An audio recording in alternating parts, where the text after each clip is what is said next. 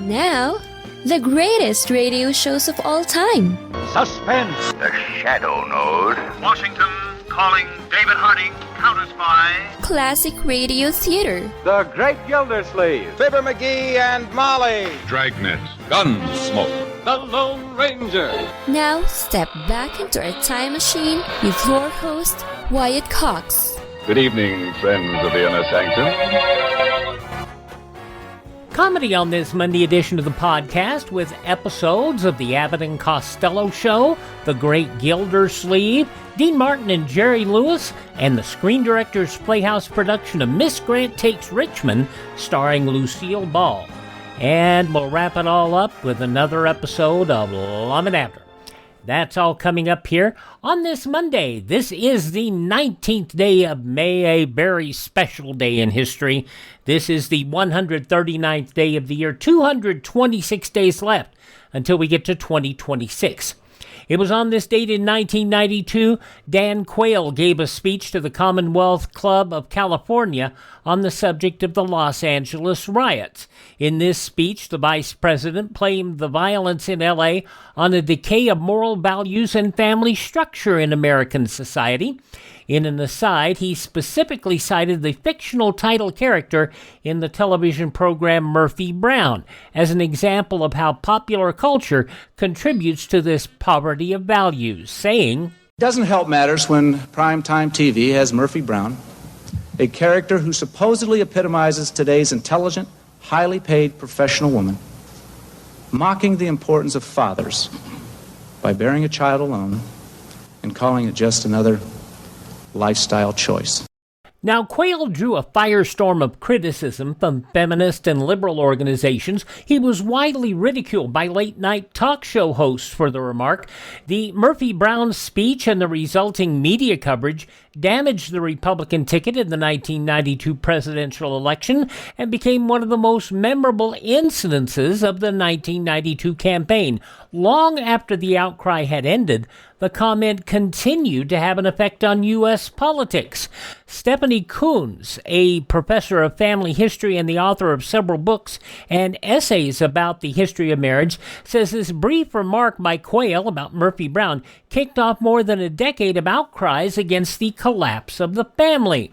Now, in the 1992-93 series premiere of Murphy Brown for that season, Brown, the character, watched Quayle's comments on television and responded on the fictitious news show FYI. Later in the episode, she hired a truck to dump 1,000 potatoes on Quayle's doorstep. You may remember the problem with the potato, P-O-T-A-T-O, and Quayle added an E on the end. Yeah. In 2002, Candice Bergen, the actor who played Brown, said, "I never have really said much about the whole episode, which was endless, but his speech was a perfectly intelligent speech about fathers not being dispensable. And nobody agreed with that more than I did."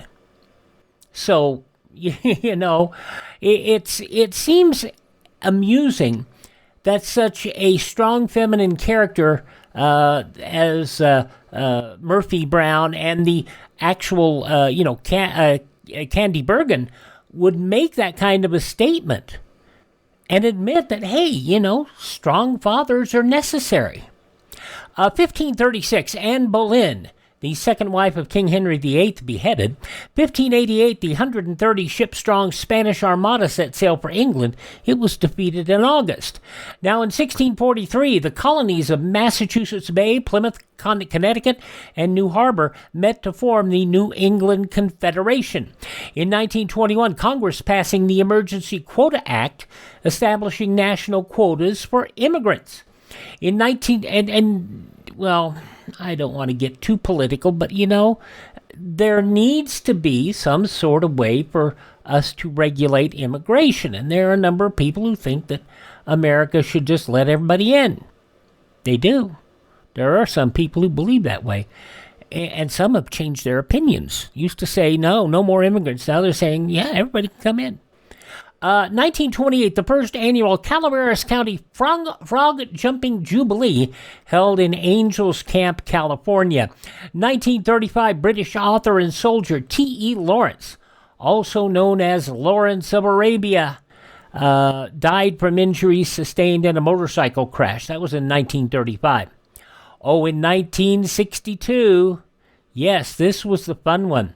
Marilyn Monroe sang Happy Birthday to President Kennedy at a celebration of his 45th birthday 10 days before the actual date. Shall we listen? Happy birthday to you. Happy birthday to you. Happy birthday, Mr. President. Happy birthday to you.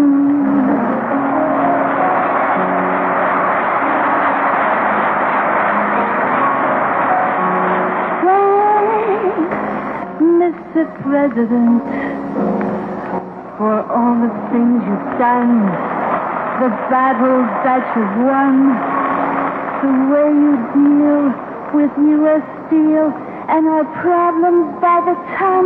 We thank you so much. Everybody, happy birthday!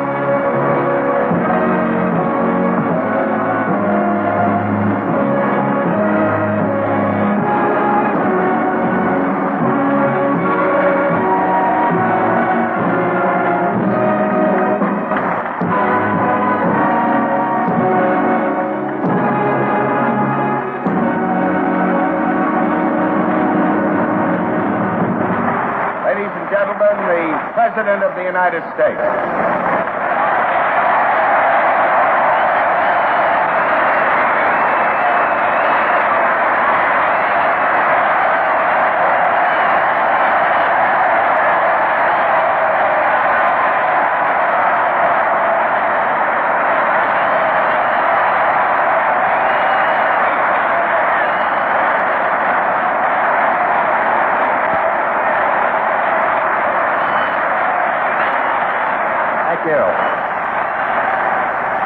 I can now retire from politics after having had Happy Birthday sung to me in such a sweet, wholesome way.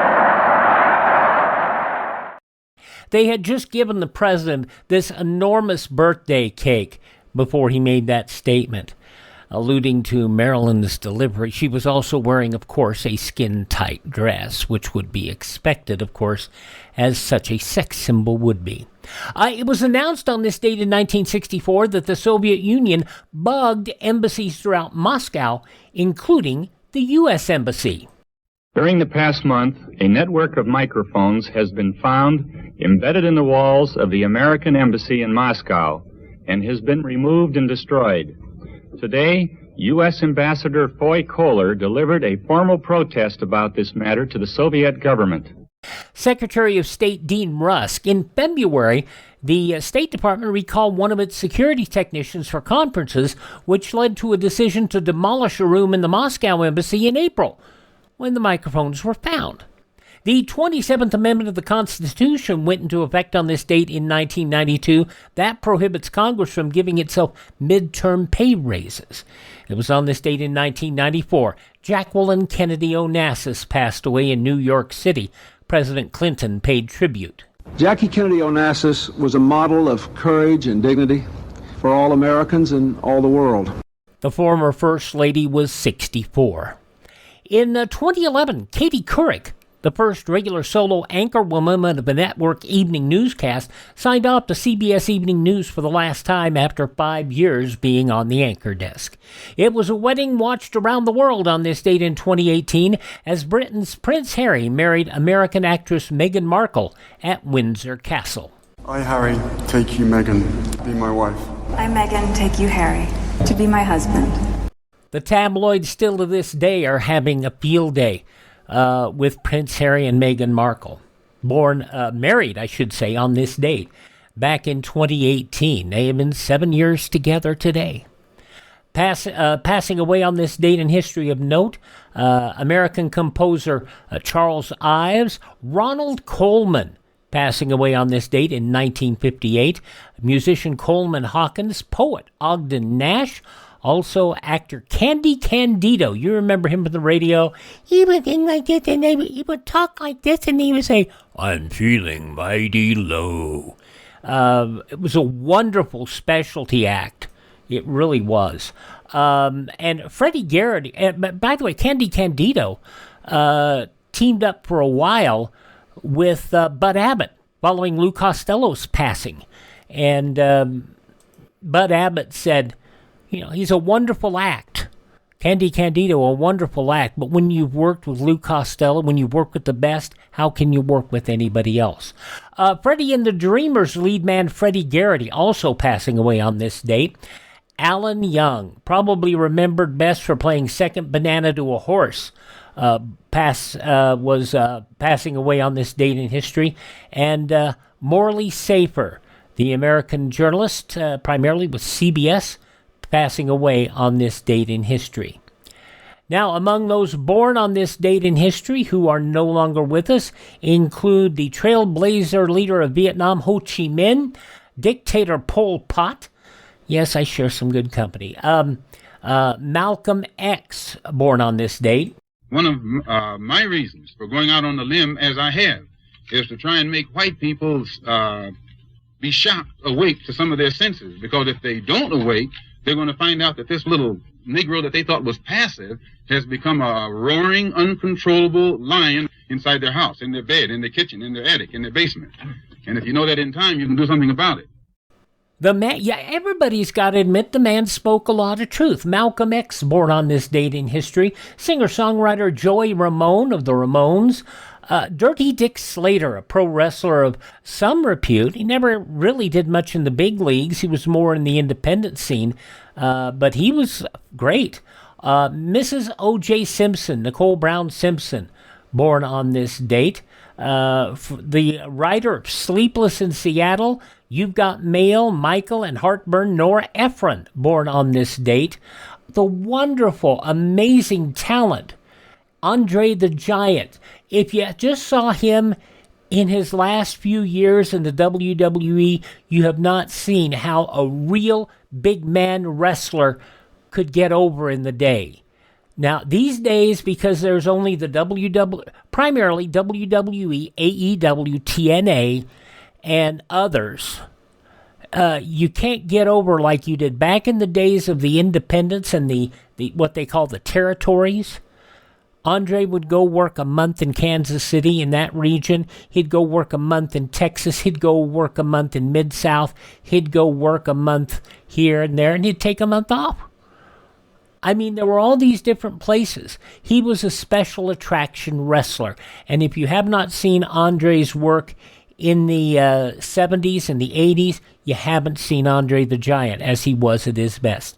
He was born on this date back in 1946.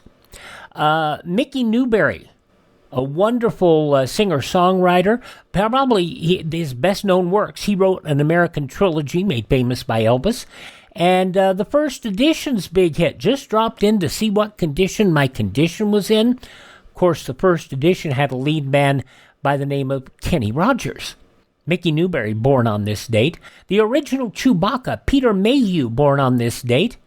And Jim Lehrer from the NewsHour with Jim Lehrer, also born. All those folks who are no longer with us were born on this date in history. Hi, this is Jeff Foxworthy. It is now time for the birthday announcements. The following people are now officially older than dirt. For 11 years, he woke up America on ABC's Good Morning America. David Hartman, 90 years old today. You knew her from movies like The Flower Drum Song and The World of Susie Wong. Nancy Kwan is 86 today. The Who's Tommy. Peter Townsend, 80 years old today. I don't play a lot of music on this show. But since this is my birthday, and I turned 69 years old today, I'm going to play Grace Jones. 1985. To the river, and we were to the river. Love to the river.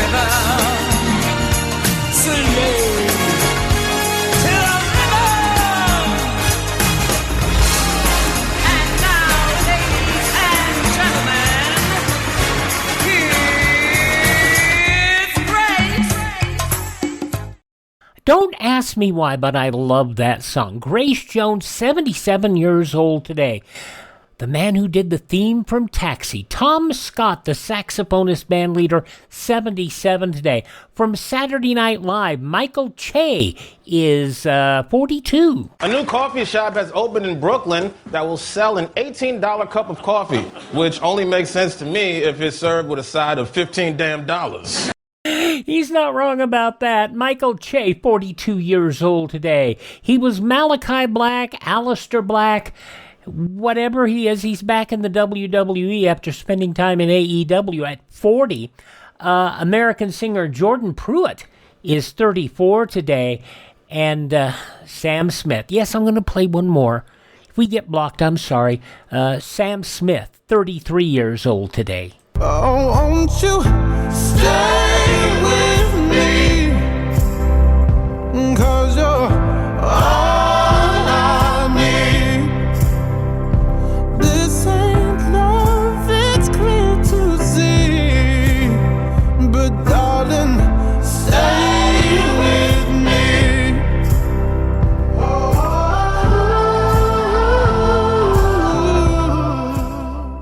Oh, his big hit, Stay With Me. Sam Smith, 33 years old today. And as I said, I'm 69 years old today. So, I'm old. Those some of the people who celebrate the 19th day of May is their birthday. If this is your birthday along with me. We baked you a birthday cake. If you get a tummy ache and you moan and groan and woe, don't forget we told you so. Happy birthday! Happy birthday! Make a wish, dear, and blow out the candles. Here they go.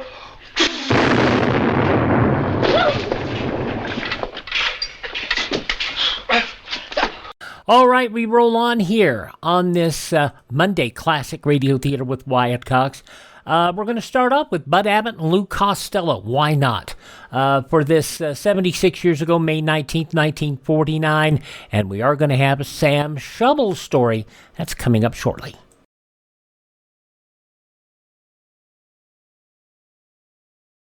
This is Groucho Marx. A few days ago, I was talking with the Director of Civil Defense, and he told me some things that I feel everyone should know. That's why I'm speaking to you now. Did you know, for example, that your chances of surviving an atom bomb attack are excellent? It's true, but there's a big if. You must do everything possible now to help yourself and your family. Nobody else will help you. Listen, because this is important. Keep a complete first aid kit handy. Keep a closed container of drinking water in your refrigerator, enough for 3 days. Be sure you have a good fire extinguisher. Take a look around your house right now and pick out the safest spot, away from windows and doors. Make sure that every member of your family understands he is to rush to that safe spot when there's danger. I'm convinced that these precautions are necessary right now, and I hope I can convince you. They're important to your family, yourself, and your community. So somebody asked me, why do we carry so many of these 1948-49 Abbott and Costello shows from ABC? And this answer is very, very simple. They are some of the best sounding shows that they did. And the fact that they are not with the camel ads like the earlier shows are, and I have nothing against airing those cigarette commercials. We can do it here since we're on podcast and not on over-the-air radio. But I like how clean these shows are. And plus you also get to hear the announcer as George Fenneman, who was with ABC at this point in time. In fact, he was primarily with ABC until Groucho moved from ABC to NBC. That's actually it, because Groucho and Fenneman joined up when You Bet Your Life was originally on ABC and sponsored by Elgin American Watches and the Elgin American Company out of Elgin, Illinois. What an amazing concept, an American watch company. Anyway, so we're going to hear some of this. And this is going back 76 years ago, May 19th, 1949, Murder in the Butcher Shop, Bud Abbott and Lou Costello. Hey, Abbott, what time is it? It's time for the Abbott and Costello Show. We're on the air here in Hollywood. Well, what are we waiting for? Let's go with the Abbott and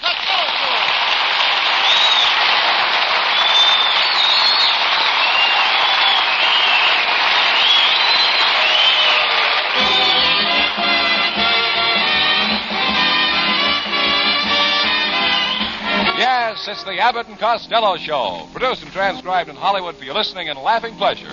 Chuckles with a carload and music by Matty Malnick. So hold on to your chairs, folks, for here they are, Bud Abbott and Lou Costello.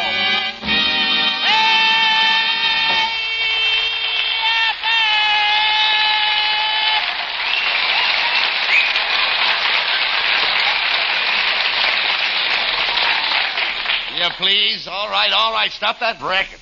Where have you been? Stop the racket. Where have I been? Yeah. Uncle Mike just bought a new house. I went out to see it. How far is it from here? 15 minutes by automobile and 5 minutes if you walk. Wait a minute. How can it be faster if you walk? When you're walking, you pass a skunk farm.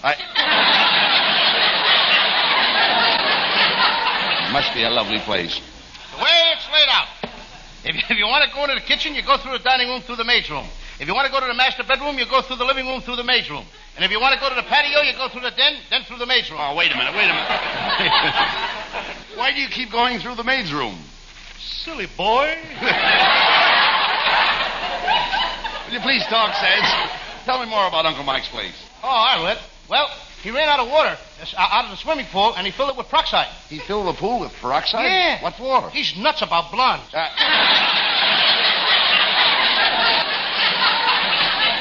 By the way, how's Aunt May getting along with Uncle Mike? Just fine. You know, Mike is expecting a blessed event at their house next Tuesday. Well, wait a minute. They've been married for 35 years, and they're expecting a blessed event? Mike's mother-in-law is leaving for Patterson.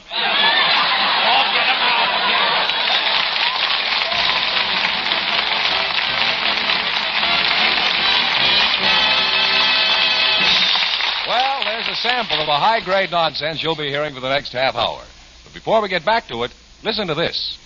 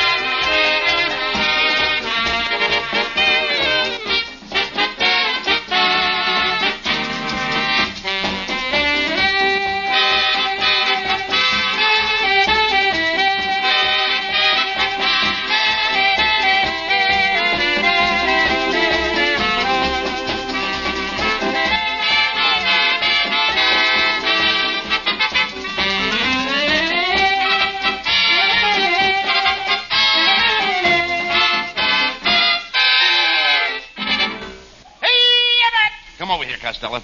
Just look at you. You've got big circles under your eyes, and you look terrible, Lou. I can't help it, Abbott. I've been up all night working on my invention. I just finished my latest invention. It's a cellophane mattress for old maids. Oh, now, wait a minute.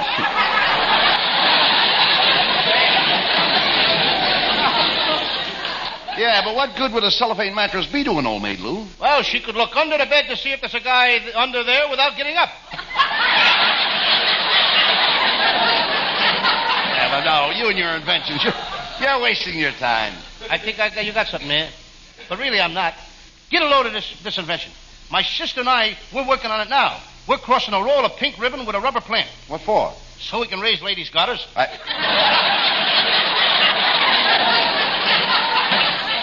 I look at you, Costello, I wonder how you ever became such an enormous idiot. Well, it's easy. I could teach you in no time. You dope your entire family is stupid. None of them knows anything. Now, wait a minute. Just a minute. Now, how can you say that? How can you say that? My Aunt May is considered an expert authority on insects. An authority on insects? Did she study insects in college? She didn't have to go to college. She studied at home. Now, wait a minute. How could she study insects at home? Her first 3 husbands were barflies.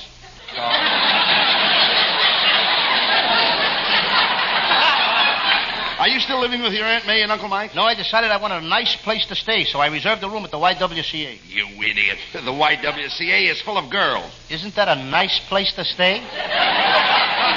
So, you like girls, I gather. I like girls anybody gathers. You idiot. All you think of is girls. Am I tempted by girls? No. When a girl flirts with me, do I flirt back? No. Why, I could go out with a different girl every night, but do I do it? No.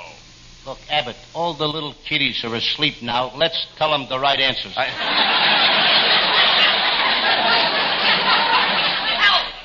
Please, somebody help me! Somebody's gotta help me! Who was that? I don't know, but he came in twice.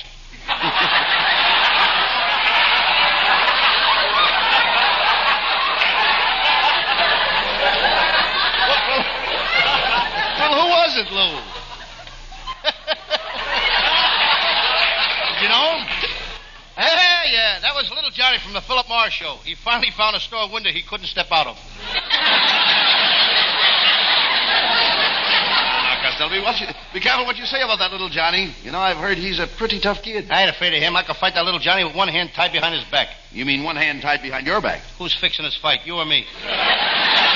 If you're so tough, Costello, why don't you enter the heavyweight division? You know, Joe Louis is retired, and they're looking for a new champion. There's only one reason why I don't become heavyweight champion, Abbott. I'm so tough and ferocious, I can't control myself. The minute I get in the ring, I see blood. It's terrible. Well, what's terrible about it? It's my blood. Now, you couldn't fight your way out of a paper bag. Is that so? You're talking to a man who can lick anybody. Why, I'd take that Joe Louis apart and see what makes him tick. I'd take Joe Walcott apart and see what makes him tick. I'd take Lee Savold apart and see what makes him tick. I'd take Gus Lesnovich apart and any champion. Name any champion and I'll take him apart. All right, I'll give you an easy one. How about the swimming champion, Esther Williams? Could you take her apart? Anything put together that good don't need tinkering with.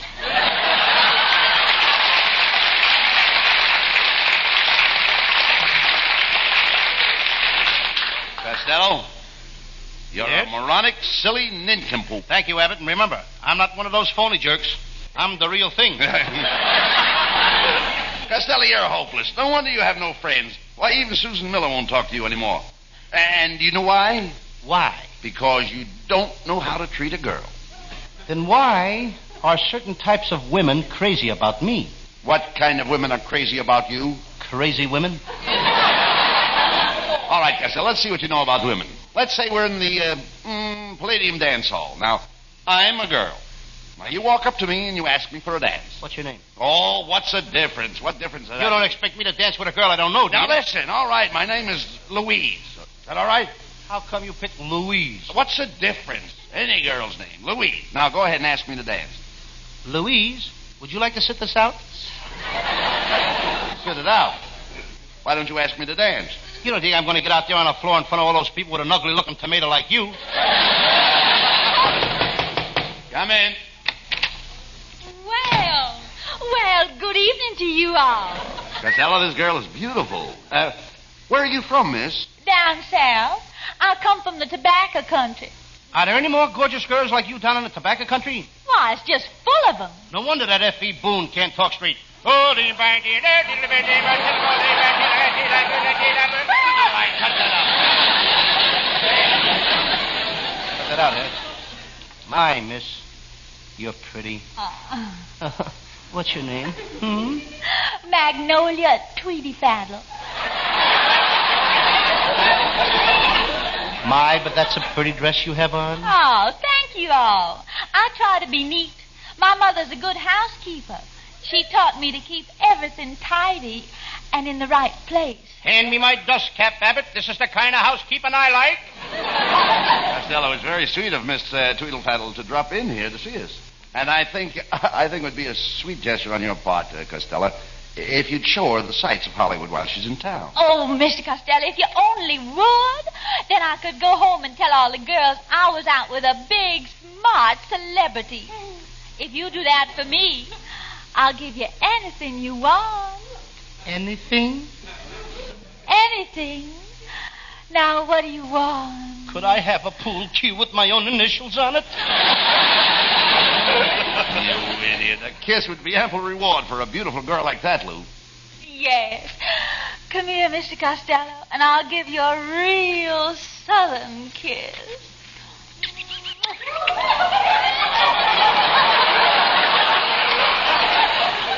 There.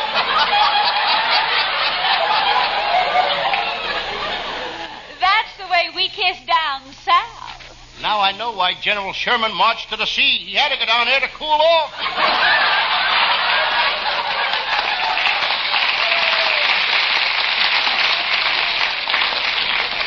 You know, I just can't understand you northern men. Why, in Kentucky, the men are so impetuous, they carry a girl away. In California, we got cars. Pay no attention to Costello, Miss Tweedlefaddle. Tell me, are you a single girl? Oh, yes, indeed. And I came up north to get married. Well, I don't like to brag, but I'd make a nice husband. I can cook. And what's the matter with me? I can sew. And I can do housework and wash dishes. And I know how to take care of babies and do the washing. Well, congratulations. I hope you two will be very happy together. Goodbye, you all.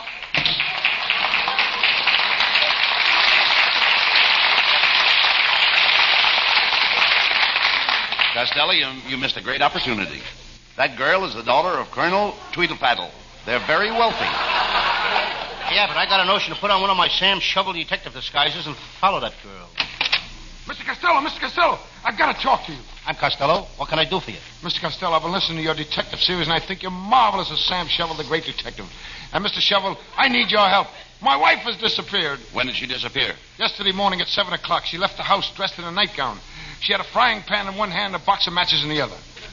Mm-hmm. Sounds like a pretty tough case. You say she left the house yesterday morning at 7 o'clock wearing a nightgown and carrying a frying pan and a box of matches? Do you have any idea why she left the house? Oh, sure. She was cooking breakfast and the stove blew up. Hey, you know, there was something familiar about that guy. Costello, isn't he your brother-in-law? No, sir. My brother-in-law is living. Go on, get out.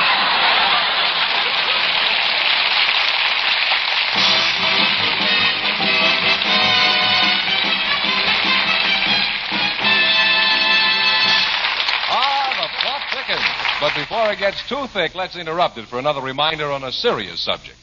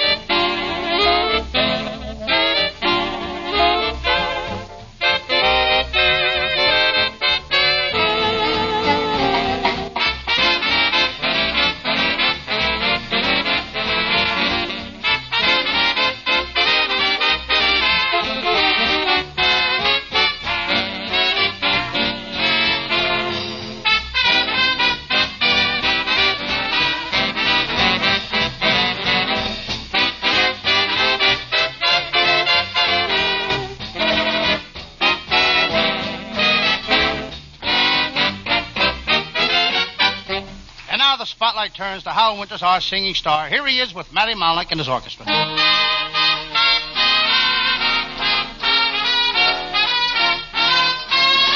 Somebody's lying when she says, I don't care.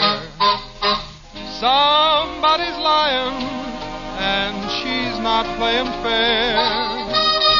Somebody's lying when she says that I'm untrue.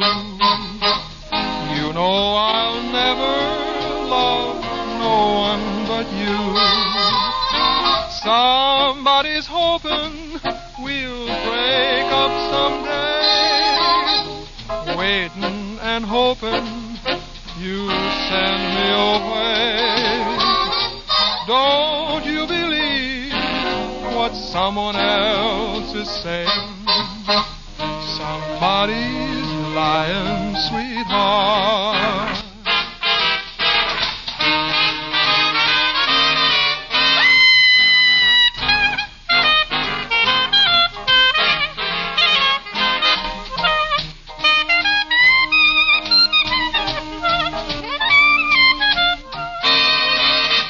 Somebody's lying when she says I'm untrue. You know I'll never love no one but you. Somebody's hoping we'll break up someday, waiting and hoping you'll send me away. Don't you believe what someone else is saying? Somebody's lying, sweetheart. Somebody's lying, sweetheart. Somebody's lying, sweetheart.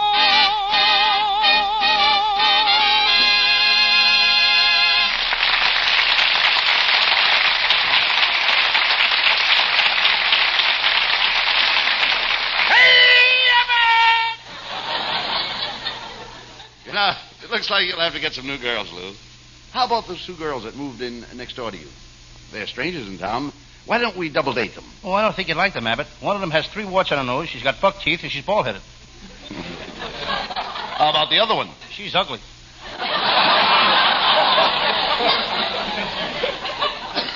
Costello, you've got about as much chance of getting a girl as Laurel and Marty. They married? Married? They're not married to each other. They're partners, just like Sears and Roebuck. Sears and Roebuck, ain't they married either? Of course not. Ain't that a shame, with all that nice furniture they got, too? Where were you last night? Well, I had a date with our secretary, Viola Vaughn. She took me to the Palladium, and she wouldn't dance with me. Then she took me out to the house of Murphy for dinner, but she wouldn't eat with me. Well, if she wouldn't dance or eat with you, what did she take you for? $35. Throwing your money around like that. You ought to be ashamed of yourself. Right now, I need $75, and I don't know where to get it. Why, Abbott, you must have 100 friends that would loan you $75. Well, how about you loaning it to me? Abbott, you must have 99 friends that would loan you $75. I ought to know better than to ask a stupid, ignorant dope like you for money. Just a second now. Just a second. Don't call me stupid and ignorant. I'm a college man. For years, I went to Stanford University in the morning and UCLA in the afternoons. You dummy. Stanford is in San Francisco, and UCLA is in Los Angeles. Now, how could you go to both of them at the same day? Being an honor student, I had a long lunch hour.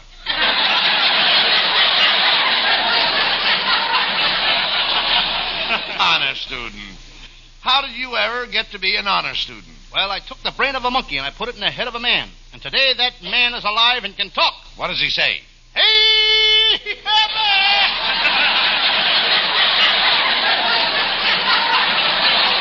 I thought so. You've never been in a college. And I doubt if any of your family were ever in college. Is that so? My brother Pat spent 4 years at the medical school at the University of Michigan. What was he studying? Nothing. They were studying him. Costello, you're impossible. And you'd better give up doing that Sam Shovel detective series. The field is overcrowded and everybody on radio wants to become a private eye. You're right, Abbott. I know it. Seems like every Tom and Harry wants to be a dick.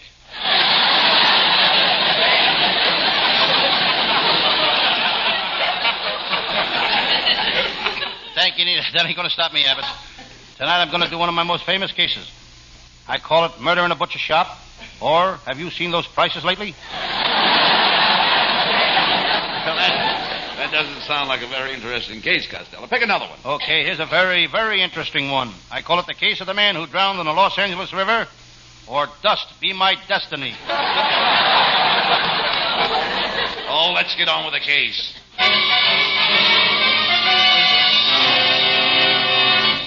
And now, the makers of Sludge Motor Oil present The Adventures of Sam Shovel, Private Detective. But first, a word about our product. Motorists, have you been changing your oil every month? Switch to Sludge. When you use Sludge, you never have to change oil. Of course, every 6 months you'll have to get a new car.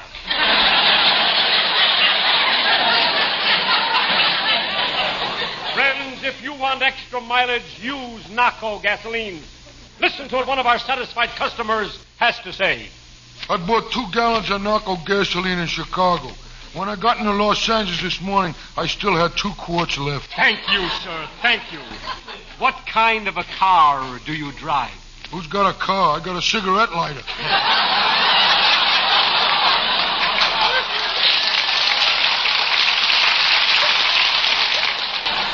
Now for the further adventures of Sam Shovel, Private Detective. Yes, I'm Sam Shovel, Private Detective. I'm sitting here in my little office writing a report on my latest case. I reach for my pen. It's a pig pen. I'm alone in the office. I used to have a secretary. I had to let her go. She could never get her typing done.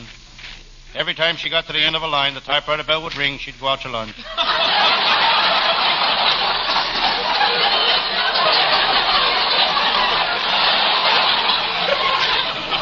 I'm getting sick of this detective business.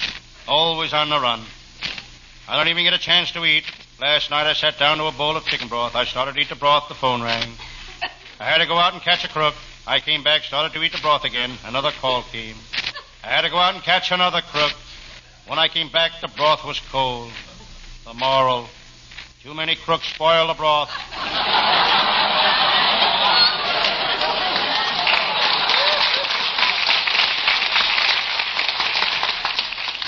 Suddenly I hear a woman scream.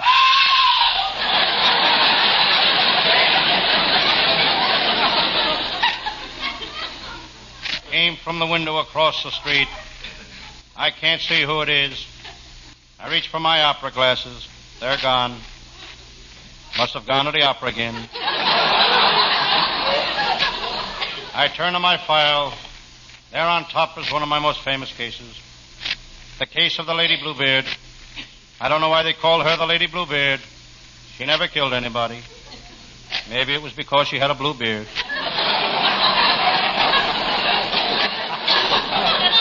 She was a hard woman to catch. I'd have never caught her except she was a flirt. She gave me the eye in Pasadena. She gave me the eye in Pomona. Then I caught her in Pisno Beach.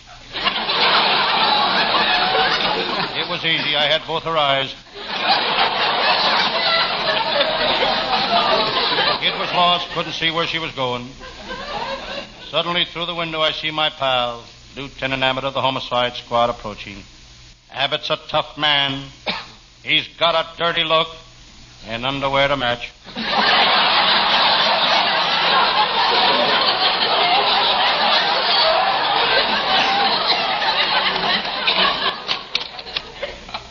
Hello, Sam Shovel. I'm worried. What's wrong, Lieutenant Abbott?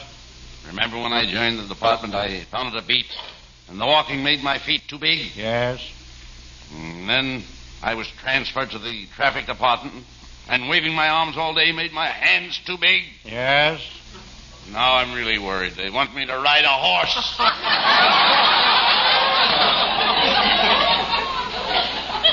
I looked at Lieutenant Abbott. What a clever policeman. He's got a Trigger mind, and he ought to give it back to Trigger.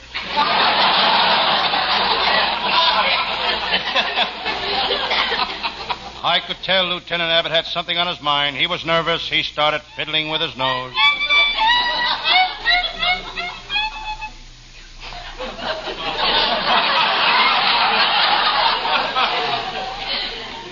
Lieutenant Abbott had a tough day at headquarters. All day he had been given a rubber hose the 3rd degree. He kept hitting it with a detective.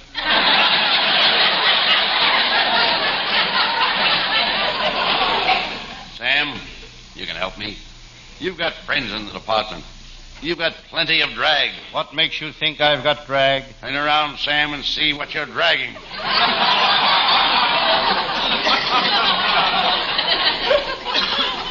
Lieutenant Abbott has insulted me again. I looked him straight in the eye.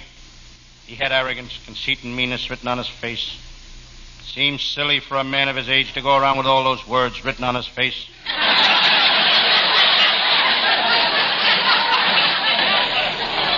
Sam, it's very warm in here. Why don't you open that door that leads to the balcony? I can't. I haven't got a key, and I don't know how to open it. Why don't you use your head? I don't think my head will fit in the keyhole.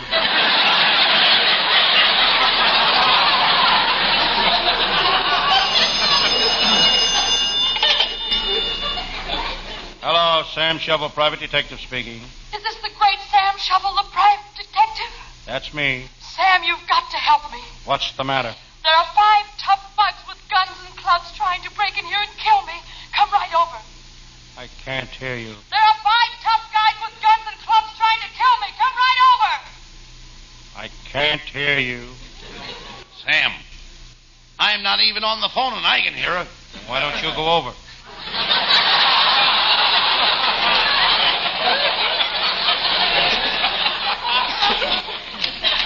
All right, you two guys, put up your hands. Put them up higher. If I lift them up any higher, I'll break my suspenders. And lift up your hands. Now lift up your pants.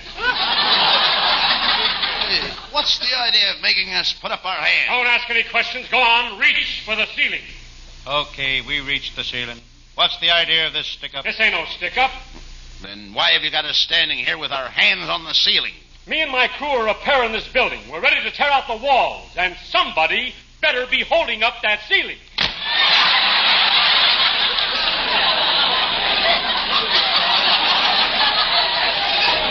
Lieutenant Abbott, this seems kind of silly.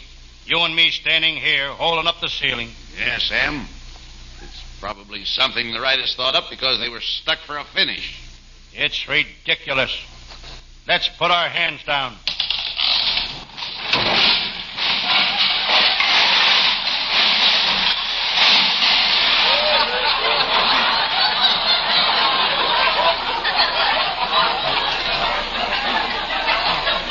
Next time, we better play along with the riders. Them guys can kill you.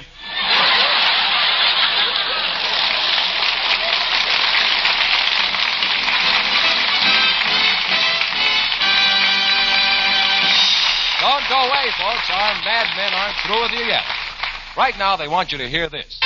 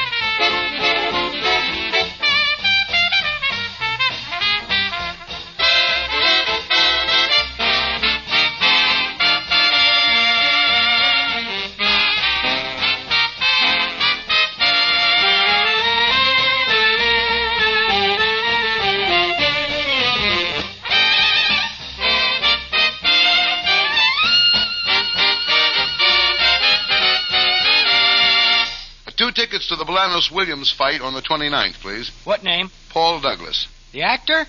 That's what it says in my contract. I thought you'd be in St. Louis on the 26th for the opening of It Happens Every Spring. Well, I'll be there, but I'm flying back for this great champ battle. It's for the benefit of the kids at the Lou Costello Jr. Foundation, and it's to help juvenile delinquency. And that's good enough to get my support. Our writing staff is headed by Eddie Foreman, with Paul Conlon, Pat Costello. Our producer, Charles Vander. Good night, folks. Good night, everybody at Patterson. Good night. Good night.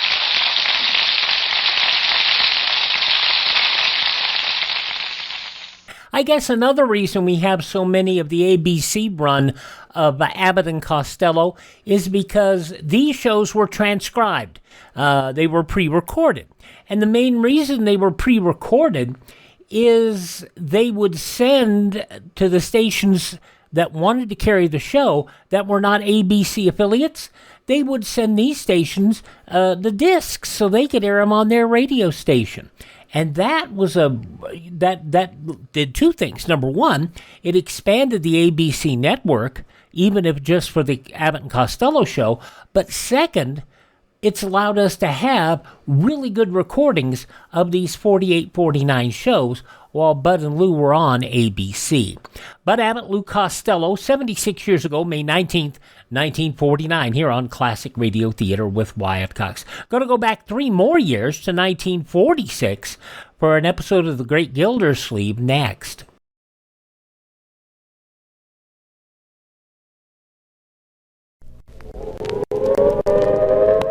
The sound you hear is a recording of the warning siren in case of an imminent nuclear attack. If this was an actual attack warning, would you be prepared? Would your family be prepared? If not, CA Survival Civil Defense approved steel and concrete basement type fallout shelter. The shelter, along with a basic equipment kit, affords you and your family maximum protection. Survival shelters are FHA approved. No money down. 5 years to pay. Horrible though it may be, this sound may someday become a reality. Be prepared. See a survival shelter today. Yeah, check the show notes for more information on these what was survival fallout shelters, and they were a big deal in the late 50s, early 60s.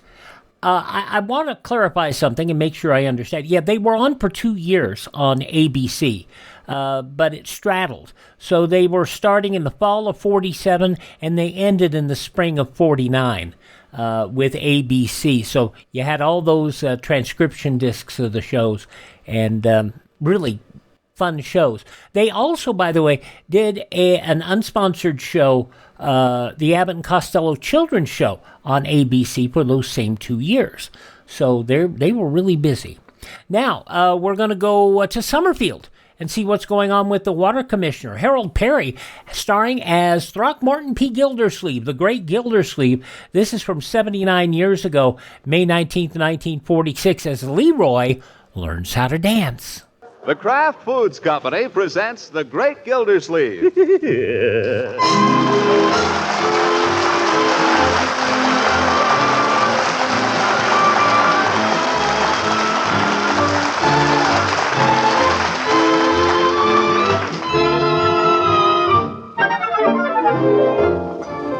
It's The Great Gildersleeve, starring Harold Peary. Brought to you by the Kraft Foods Company, makers of a complete line of famous quality food products. It's a fact long recognized in the Gildersleeve household that if you want to catch the old boy in a pleasant mood, catch him when he's sitting down to dinner. And right there is where we catch him this evening. He has just tucked his napkin into his vest, beamed upon his little family, and cracked a medium-sized joke. From Marjorie, all he gets is... Oh, Unky. But from Leroy... Hey, that's pretty good. Did you hear that, Marge? Where do you get all those jokes, Unc? It's not as funny as all that. I thought it was funny. Crackers, please, Marjorie. Oh, say, Unc, before I forget it... Well, never mind. I'll wait till you finish your soup. What is it, my boy? No, go ahead. I don't want to interrupt you. I am perfectly capable of eating and listening at the same time, Leroy. It's an old trick handed down to me by my father. Well, I got a note from the principal today. She... Miss Goodwin? Yeah, she, wonders if she could have a talk with you. She does, eh? What does Miss Goodwin wish to talk to me about, Leroy? Me. I knew it. Where is this note? What's in it? Why are you keeping it from me? I'm not keeping it from you, Unc. I've got it right here somewhere. That's funny. I did have it. Gosh. Leroy. The other pocket, Leroy. Oh, yeah. Thanks, Marge. There it is, Unc. Note. Yes, yes. Why don't you mind your own business? Why did you pretend you didn't have it? None of that. Leroy, this note is addressed to me. How does it happen that you're familiar with its contents? I didn't read it, Unc. Honest, you can ask anybody if I did. How did you know, then, that Miss Goodwin wants to have a talk with me? Something told me. Ask him what he did that made her write the note. I will ask my own questions, Marjorie, thank you, without any help from you. What did you do, Leroy, that made her write the note? Answer me. Miss Goodwin says here that some of your social attitudes require adjusting. What does that mean? She claims I was picking on the girls. Well, were you? Well, that's not the point. It is to the point. Now, were you or were you not picking on the girls? Well, I wasn't the only one. Piggy was in it, and so was Walter May. And Donald Rosenberg, he's terrible. He doesn't do anything the teacher tells him. Never mind Donald Rosenberg. What exactly did you do? We raided the girls' playground.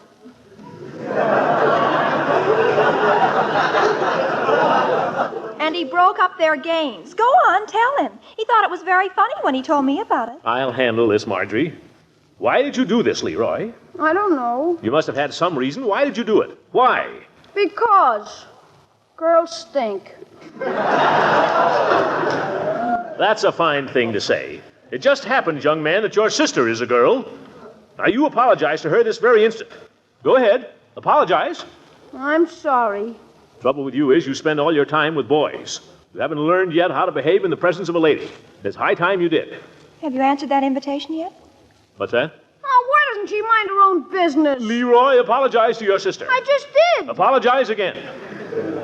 Oh, for corn's sake. I apologize. Now, what's this about an invitation, Leroy? He got it a week ago, and he hasn't had the decency to answer it yet. I think he might at least tell a girl yes or no. Well, I haven't made up my mind. That's no way to do. What kind of a party is this, Leroy? Birthday party. Birthday party? Why, that sounds like fun. You go to it then. Now, who's giving the party, my boy? Ethel Hammerschlag. Why, Ethel's a nice little girl. I walked home with her father just the other night, Harry Hammerschlag. A very pleasant fellow. I think you ought to go. I don't want to. Why not, for goodness sake? Piggy says they're going to have dancing. Duh. That's nothing to be scared of. Why, Marjorie and I will teach you how to dance, won't we, Marjorie? Will we? Huh? Dance with her? Why, before I... Okay, I apologize. Whether you go to this party or not is entirely up to you, Leroy. But I will tell you this. If you don't go, you'll spend the time right here at home. You don't go off the property, understand? And what's more, you'll mow the entire lawn front and back. All right, I'll mow the lawn. No, you won't. You'll go to the party.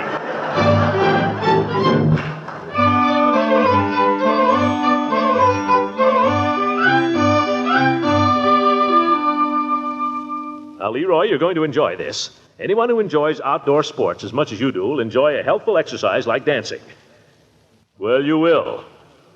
Now, first, Marjorie and I will dance a little for you, then, well, just to give you an idea first, then you can try it. Come on, let's get some music here. What have you got in the way of dance records, Marjorie? Unky, honestly, there's nothing decent. Don't tell me. Here, what's this? Whispering. Larry Rose and his Rose Buddies, Foxtrot. Well, what's the matter with that? Wait till you hear it. You're too critical. Come on, let's show Leroy the foxtrot, my dear. What the heck is the foxtrot? It's the easiest dance there is, my boy, just like walking. Ready, Marjorie? Oh, the music. Pull that rug back, Leroy. You got plenty of room. Pull back the rug. When I foxtrot, I like to cover a lot of ground. Okay.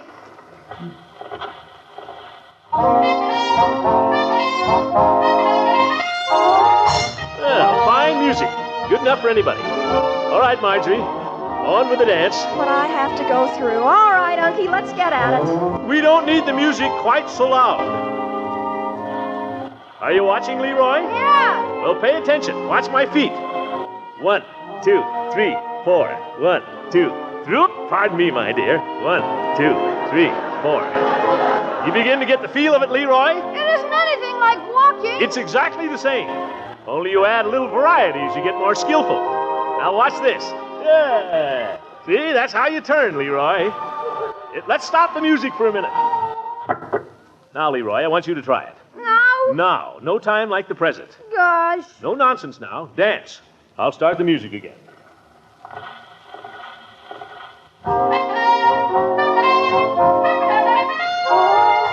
Put your arm around her waist. It's around it. A gorilla couldn't get his arm around her waist from where you're standing.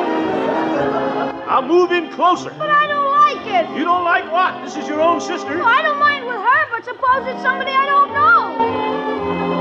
Don't argue. That's the way it's done. Now get hold of her. Okay. Now dance. You see, Leroy, it's not so bad. You're doing fine, Leroy. Now just don't walk forward all the time. Back up once in a while. And steer around in a circle, my boy. Count, Leroy. 1, 2, 3, 4, 5, 6, 7. You're counting wrong. Leave him alone. But he's out of step with the music. Confound it, Leroy. Can't you hear the orchestra? Are you kidding? Well, try it your own way for a minute. Try to look as if you were enjoying yourself, my boy. Enjoying myself? Gosh, this is my idea. All right, hold it a minute. Saved by the bell. Not for long, you're not. Hello? Leroy? He's busy now, and he can't... wait a minute. Who is this? I'll call Leroy right away. It's for you, Leroy. Miss Ethel Hammerschlag. Leroy, she can hear you. Oh, for corn's sake. Gosh, if you knew how she pesters me. Leroy, she can hear you. She can hear you, too. Hush. Hello? Well, hello, Ethel. What? Your mother's sick? The party's called off? Gee, Ethel, that's too bad. Lucky Leroy. That sure is too bad, Ethel. I was counting on your birthday party. The little hypocrite. By George, I can't let him get away with this. Leroy, give me that telephone. Just a minute, Ethel. What's the matter, Unc? Just give me that telephone. Hello, Ethel. This is Mr. Gildersleeve. I'm sorry to hear about your mother. May I speak to your father for a moment? Thank you. It's tough about the party, isn't it, Unc? Ha! Hello, Harry. Gildersleeve. Say, it's a darn shame about Mrs. Hammerschlag. Touch of flu? Glad it's not serious. Just the same, it's too bad Ethel has to miss her birthday party. I was wondering if she couldn't come over and spend tomorrow afternoon with Leroy anyway. Oh! Leroy, let go of my leg. Leroy! Leroy's so disappointed. I thought maybe we could have a little party just for the two of them. Let go of my leg. And that would take Ethel off your hands while her mother's sick, and at the same time, the kids will have a lot of fun. That'll be fine, Harry. You deliver Ethel, and I'll take care of the rest. Goodbye. Now, on with the dance.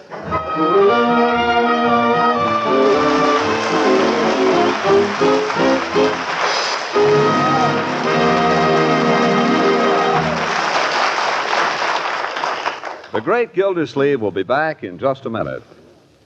You haven't heard me recently on the subject of parquet margarine. And it's about time you got back to my favorite spread for bread, Mr. Lang.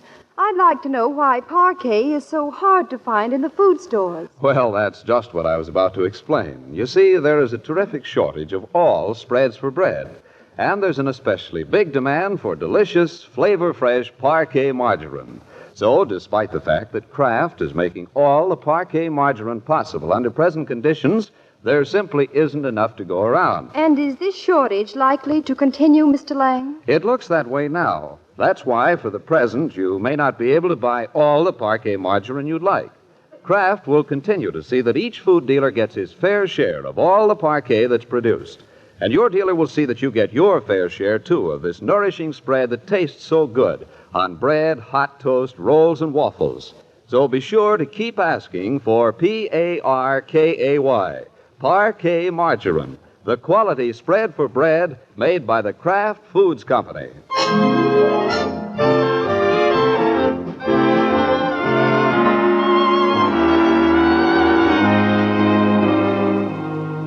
Well, Gildersleeve appears to have got himself into something again. He intended just to invite the daughter of his friend, Harry Hammerschlag, over to spend the afternoon with Leroy. But he winds up at the last minute trying to make a party out of it.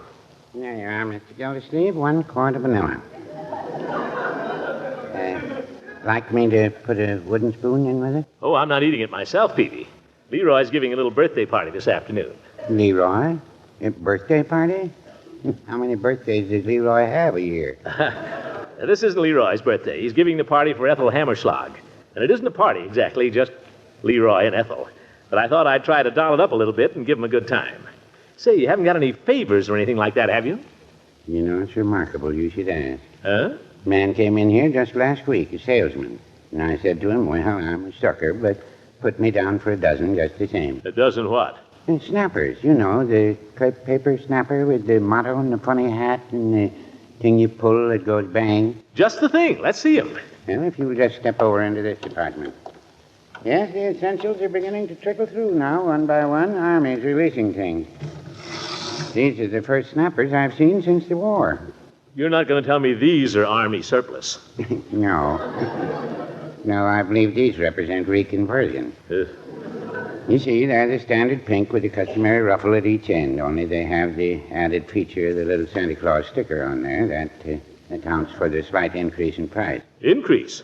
They're 20 apiece. Used to be 10. Will you sell them for 10 without the Santa Claus? Sorry, Mr. Gildersleeve. But I don't want the Santa Claus. It isn't even the season for Santa Claus. I'm sorry, Mr. Gildersleeve, but that's reconversion. Well, I only need 2. I guess 40 cents won't break me. You say they got something inside? Paper hats, yeah, and mottos. Mottos? Yeah, clever sayings and so on. Are they suitable for children? I imagine so. You imagine so? Don't you know? Well, I haven't actually... I don't want Ethel Hammerschlag going home with something that'll make her mother refuse to speak to me. Oh, I wouldn't be too concerned. You're not going to sell me a pig and a poke, Peavy. If you don't know what's inside, we'll open one up. Well, Mr. Gildersleeve, everyone who buys a snapper buys a pig and a poke. That's the only fun there is, seeing what's inside. Open one up. I'll pay for it. Here, grab a hold of the other end of this. Really, Now pull on it. Pull, Peavy. Peavy, pull, will you? Mr. Gildersleeve, when these things go off, they make me so darn nervous. Oh. Here, give it to me. What's inside? Let's see. Huh? Well, wait till I get it open, will you? Well, I always like to see what's inside. Dunce cap. Here, you can have that. What I want is this. What's it say? Roses are red, violets are blue. I love the girls, and the girls love me. Yeah. Wait a minute, it doesn't rhyme. Doesn't it? What kind of a motto is that, Peavy? It doesn't even rhyme. How can anybody... It says here, made in Japan. So, reconversion, eh? Peavy, you know what I think? No, I wouldn't say that.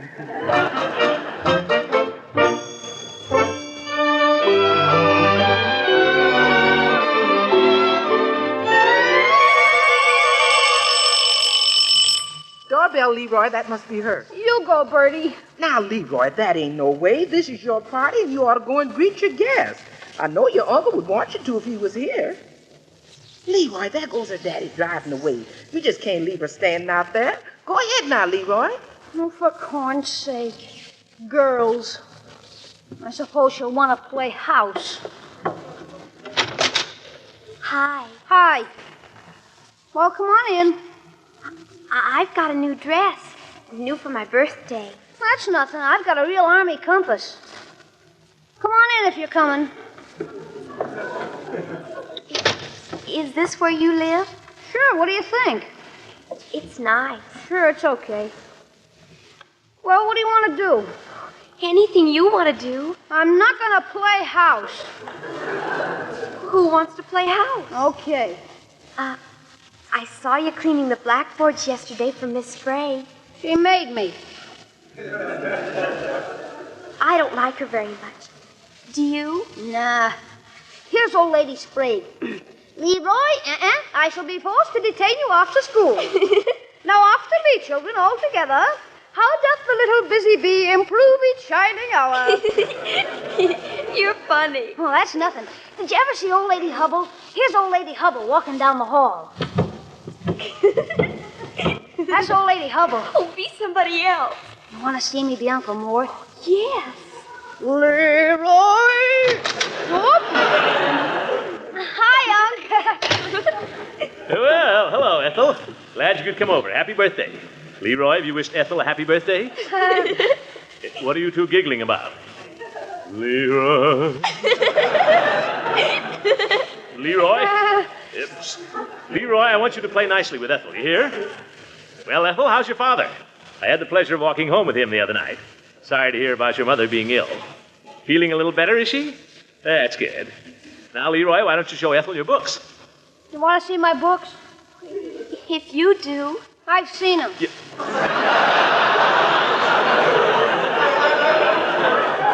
Confounded Leroy, that's no way. Ethel's your guest. It's your duty to entertain her. Not a question of what you want to do, what she wants to do. Well, what does she want to do? I don't know, but ask her nicely.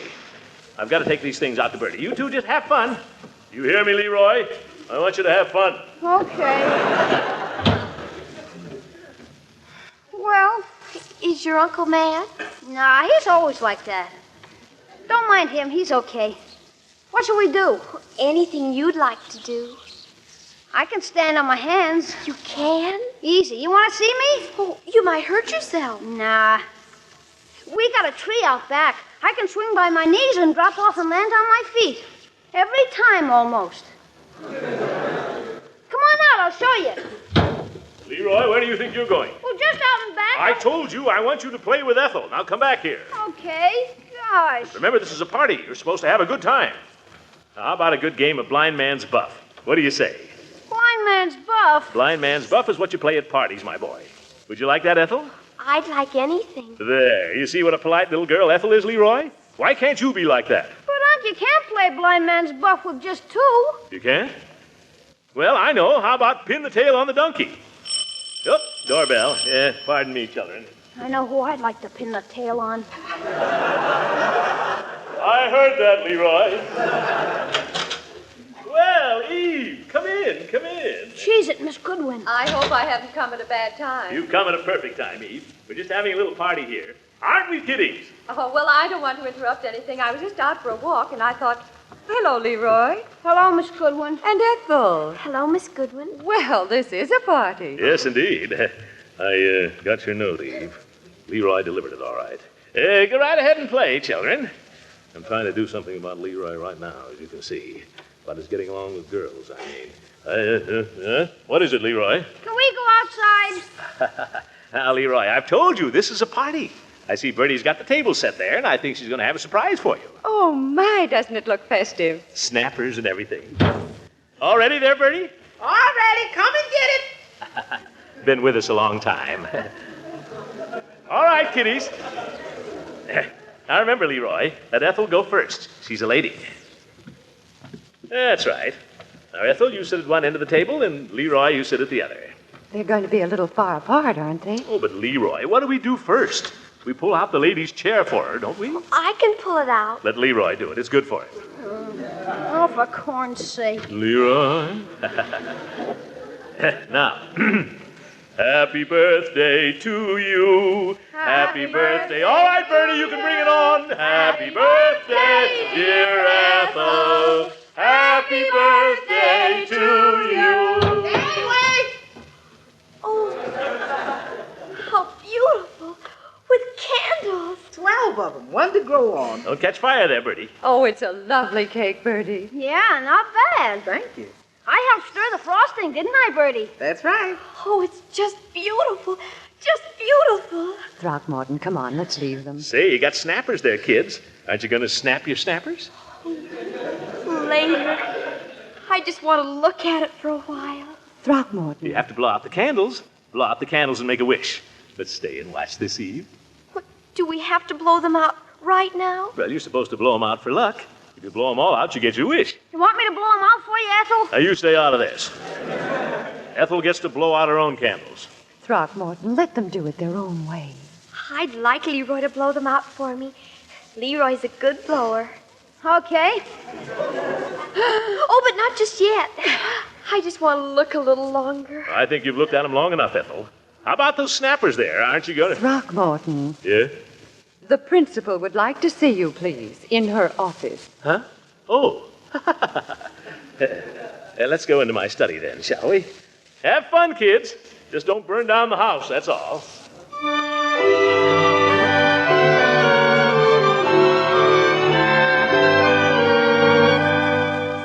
Honestly, Throckmorton, I'm surprised at you. At times you seem to be truly intelligent, and then all of a sudden... I turn out to be a dumbbell. Weren't you ever a boy, Throckmorton? Certainly I was a boy. What do you mean? Well, think back to the time when you were Leroy's age. Try to remember how you felt about girls then. I must have been a Lulu. I wish I'd known you. Oh, you wouldn't have liked me, Eve. I was different then.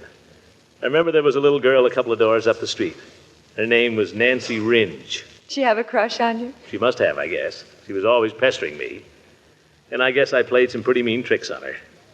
I remember one time, Eve, Father called me into his room and shut the door. That was always a bad sign. And then he said, "Well, young man, I suppose you know why you're here. Well, answer me. Speak up. Speak up." You know why you're here? No, sir. Sit down. No, stand up. Stand up straight. Confound it, I'll have no slouching when I'm talking to you. I had a report from your mother this afternoon of your conduct regarding a certain young lady. You know what I'm talking about? Me? Yes, you. I'm talking to you, am I not? Am I addressing the wardrobe? Am I addressing the bed? No, sir. Very well. Mrs. Rindge spoke to your mother this morning. Does that suggest anything to you? Oh, that. Yes, that. Now, I should like to hear the whole story from your own lips, if I may. The whole story. He? And stop saying he. What's the matter with you? Have you got asthma? I don't know, Father. Maybe I have, Father. Maybe I should see a doctor. Maybe Dr. Yeager could help me. Don't try to change the subject, young man. Proceed with your story and omit no details. Yes, sir. Well, Nancy Rindge pesters me all the time, you see, and yesterday afternoon she was hanging around when Ralph and I were trying to play catch. Ralph Diedersheim? Yes, sir. Proceed. Don't try to put any of the blame on Ralph. He... Throckmorton!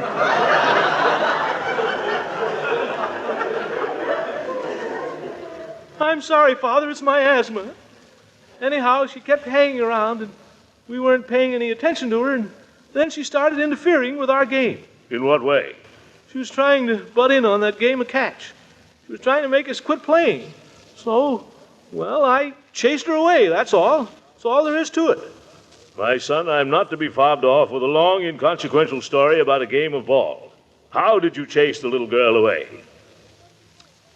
I dumped a bucket of mud on her, but it wasn't full.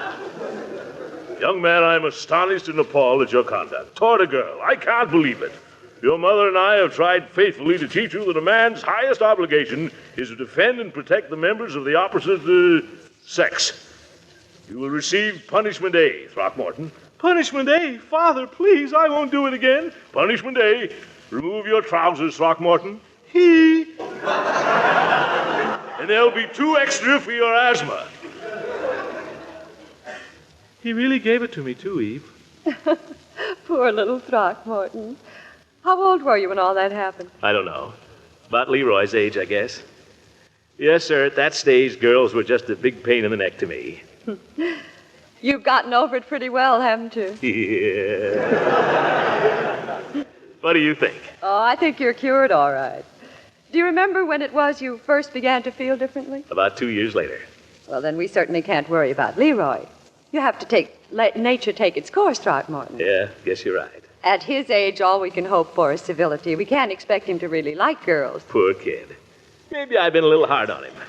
Well, Ethel's had her birthday. I guess I could take her home now and let Leroy have a little fun.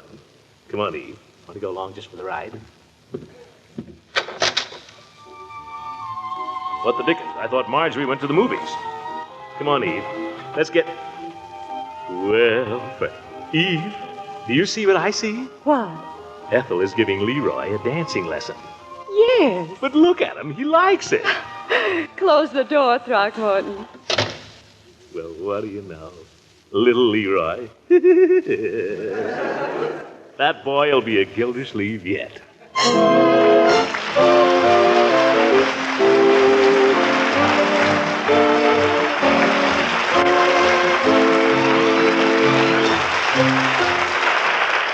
We'll hear a good night from the Great Gildersleeve in a few moments. Many listeners have written to tell us how disappointing it is when food dealers can't supply Parquet margarine.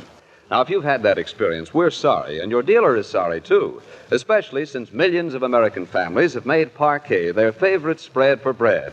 But, as I explained a little while ago, there's been an increasing shortage of all spreads for bread, and an especially big demand for Parquet. Kraft is continuing to produce as much Parquet margarine as available supplies permit, but this is still far short of meeting the big demand. Your Kraft food dealer is trying to serve you as best he can.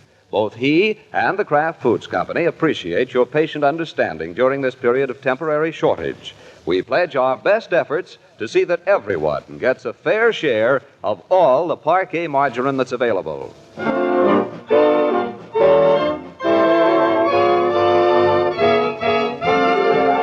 And And now, the Great Gildersleeve.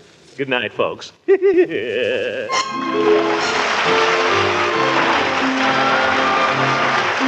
Great Gildersleeve is played by Harold Peary. It is written by John Whedon and Sam Moore.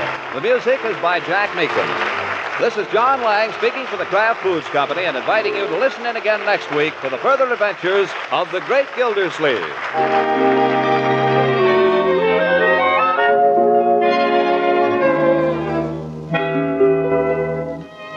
And now here's a favorite food you can serve in 100 or more tempting ways. It's Pabstet, the delicious cheddar cheese food that spreads, melts, slices, toasts to perfection. Serve it between meals and at parties as a tasty appetizer or sandwich spread. And at mealtime, enjoy Pabstet's mellow cheddar cheese flavor in omelets and soufflés, and in smooth, luscious sauces poured over macaroni, egg, and fish dishes. It's extra nourishing, easy to digest, and Pabstet comes in 2 popular varieties, golden cheddar and pimento. Buy delicious Pabstet cheese food when you shop tomorrow.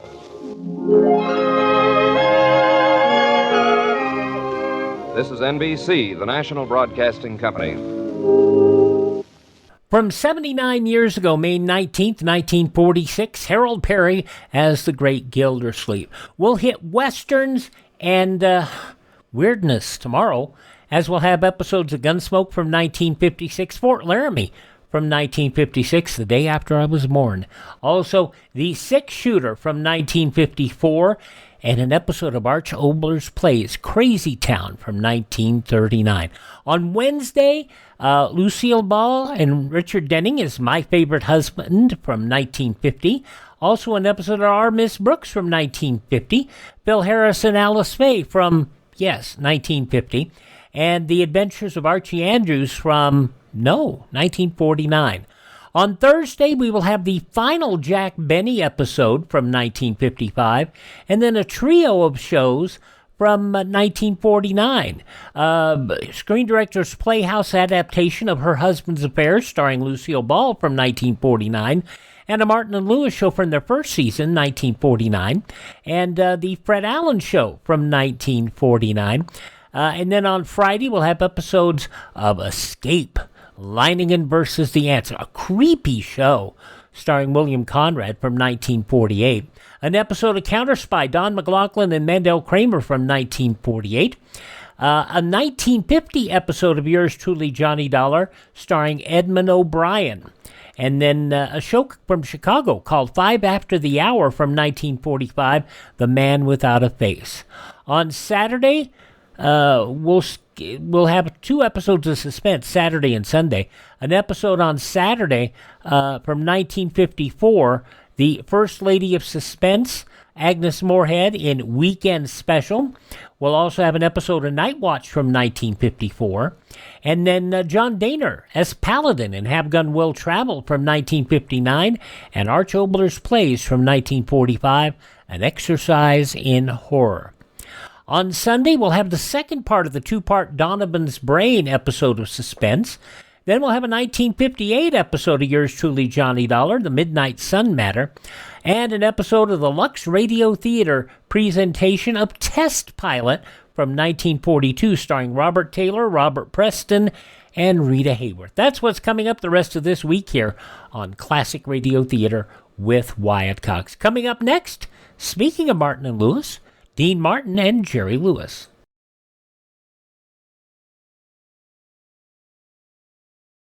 This is Art Linkletter.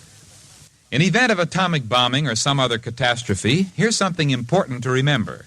It will help save lives, including your own. Do not use the telephone. Leave the line open for official rescue and relief. This is your part in civil defense. Remember, don't use the phone. Leave the line clear for safety of your own life and the lives of others. Dean Martin and Jerry Lewis did 3 seasons on NBC. They were on in the 49-50 season in what was basically a situation comedy with them playing themselves. And then they took a season off to go do some movies. came back in the 51 season and did 2 more seasons on NBC, 51 to 53. Those were more not situation comedies, but rather variety shows. In the line, and we're going to hear one of those variety shows. This goes back to May 19th, 1953, 72 years ago. Their guest in this episode, Fred MacMurray. Transcribed.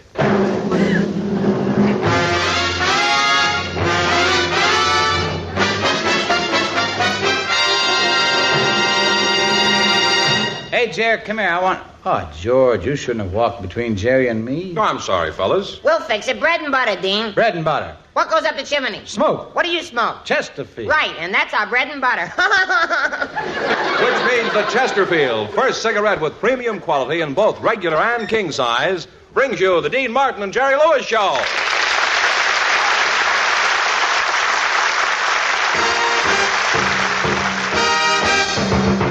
Chesterfield is best for you, much milder, better tasting too. They're today's best cigarette buy. Come on, smokers, why don't you try Chesterfield, best for you? Chesterfield, best for you. Regular, king size, either way. Make it Chesterfields today.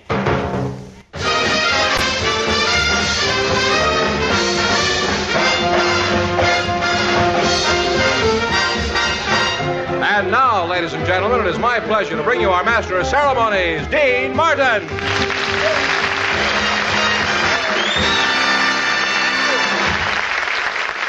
you. Hi, everybody.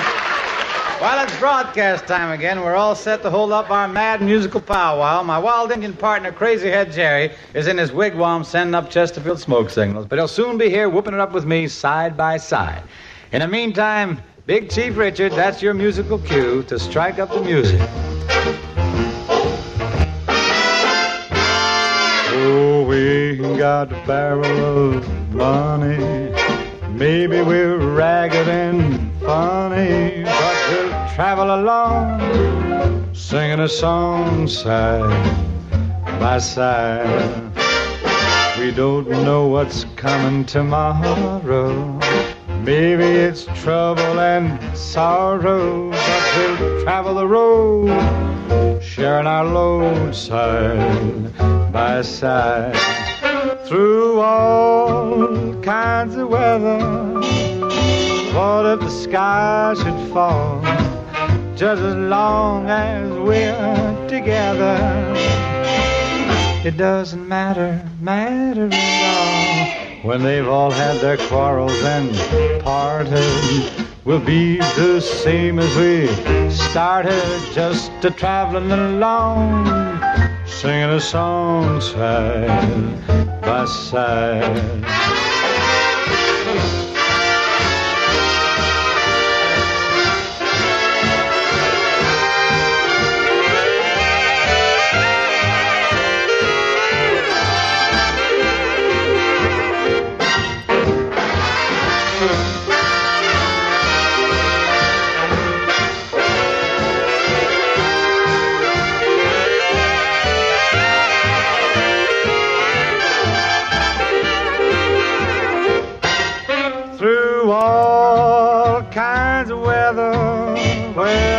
If the sky should fall, just as long as we're together, it doesn't matter, at all. When they've all had their quarrels and parted, we'll be the same as we started, just a traveling along, singing a song side by side.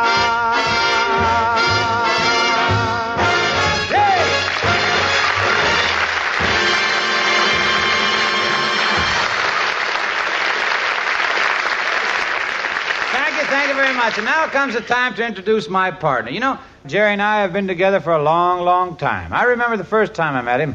I was working by myself when a young boy came up to me and said, "Need any help digging those ditches, mister?" Yeah. All right, Jerry. So I dug ditches before I met you. That's because my family was very poor. So what? My family was poorer. Why, when I graduated from public school, my mother didn't get me long pants like the other kids had. What'd she do? She let down the hem on my diaper. Oh. That may be so, but you were rich compared to us. Why, my mother had 10 mouths to feed. No fooling. I thought the other 9 were wrinkles. We were much poorer than your family, Jer. Why, 5 of us kids had to sleep in the bureau. Well, at least half of you had drawers. Oh, you still insist you had it tougher, eh? Oh, indeedy-dee, I deedy-do. In fact, Dean, there were 17 of us, and we all slept on the floor. That must have been quite a sight. I'll say, did you ever see a room with wall-to-wall people? Never. If this is going to be a contest about poverty, I must warn you, you're talking to a real bum. Why, in order to make ends meet, my mother had to take in sewing. You think that's something? My poor old mother had to take in washing. Well, lots of mothers take in washing. Cars? Never. Now, how could your mother wash cars in the house? Dean Martin, we may have been poor, but we had a very large sink. I'm surprised she didn't use the bathtub. That's ridiculous, Dean. She couldn't have used the bathtub to wash cars. Yeah? That was full of buses. Oh. So your mother washed buses in the bathtub? And she used nothing but Halo shampoo. Why not plain soap? Don't you realize, Dean Martin, soaping dulls buses, Halo glorifies them? I just hate myself for forgetting. So your mother washed cars? Yeah. Well, doggone it. How about that? Oh, I was a miserable child. But I bet I was miserabler than you as a child. I was a dirty, filthy kid. Look at that big shot bragging. Why, I was filthier than you'll ever be. Oh, yeah? Well, then top this if you can. I wore clothes with patches on them. I wore patches with clothes on. I can still prove I was poorer than you. Want to compare socks? Okay, smart Alec, I'll take you on. Okay, when I was a kid, I had only 1 pair of socks. Pair? You had 2 socks? Well, naturally, I had 2 feet. You had 2 feet? Sure, everybody's born with 2 feet. I was born with only 1. We were very poor.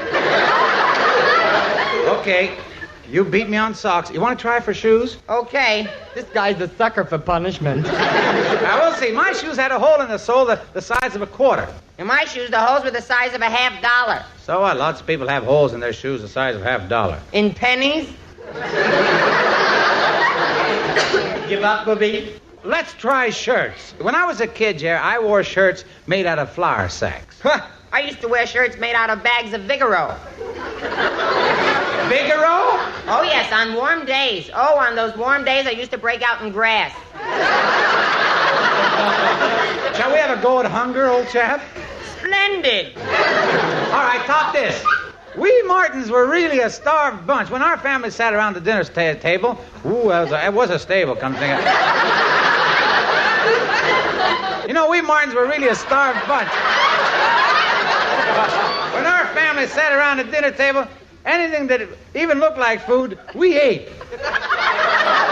After we finished dinner, Mother used to count the kids. Your turn, sweetie. Okay, Fink. All our spare money went to pay doctor bills for Grandpa. We had to borrow to pay doctor bills for my grandfather. He suffered from a rare disease, curfew legs. Your grandfather had curfew legs? At 10 o'clock, all the joints closed up.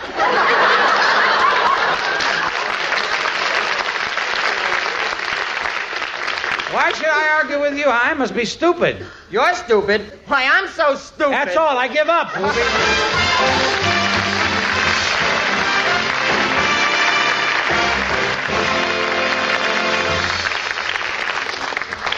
Years ahead of them all. Chesterfield is years ahead of them all. The quality contrast between Chesterfield and other leading brands is a revealing story.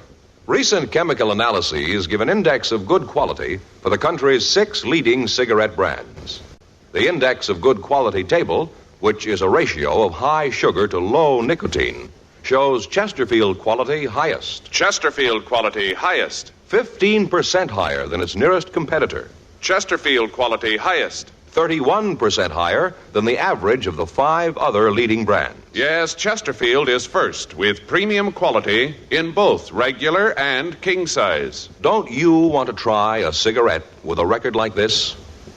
Chesterfield.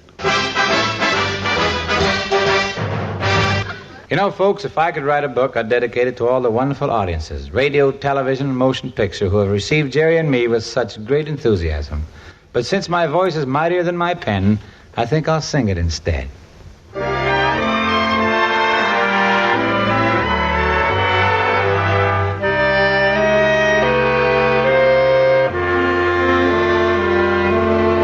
If they ask me, I could write a book about the way you walk and whisper and look. I could write a preface on how we met, so the world would never forget. And the simple secret of the plot is just to tell them that I love you a lot.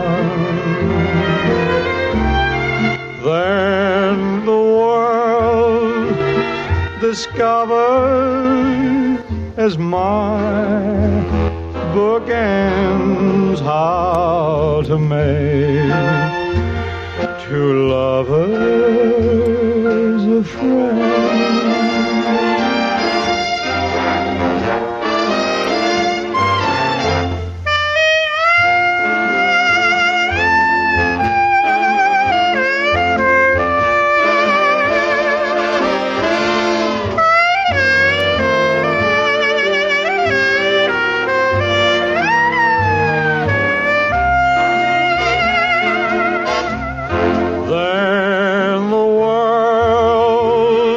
Discovers as my book ends how to make two lovers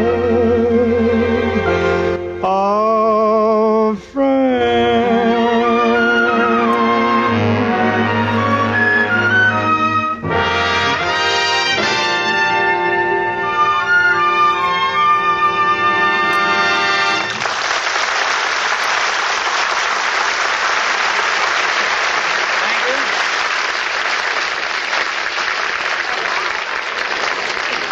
Thank you. Well, friends, I'd like you to meet our guest for tonight. He's a chap I've known for a long, long time. I've known him for even longer.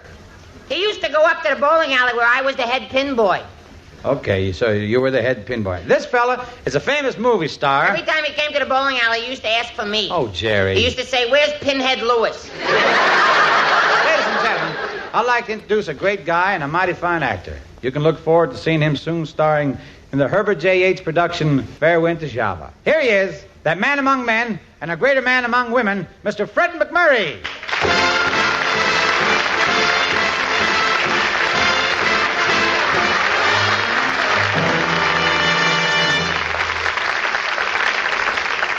Thank you. Hiya, Dean. Hi, Fred. Say, if that microphone isn't high enough, you can raise it.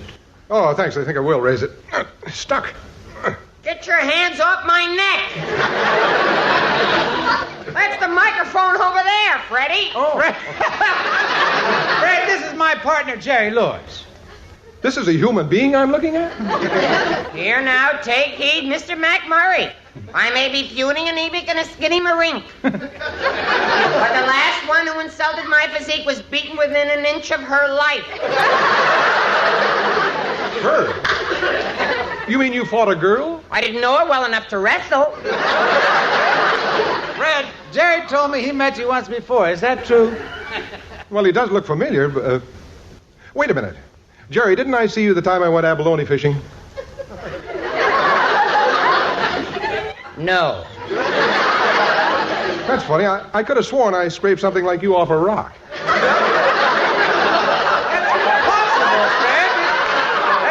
That's possible, Leb, but I... Oh, wait a minute, Dean. Now, let me see now. Look, Jerry, did you ever model labels for an iodine company?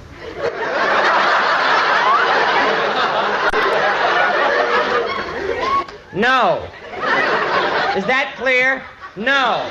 K-N-O-E. No. Fred, I'll give you a hint. Jerry claims he met you in a bowling alley.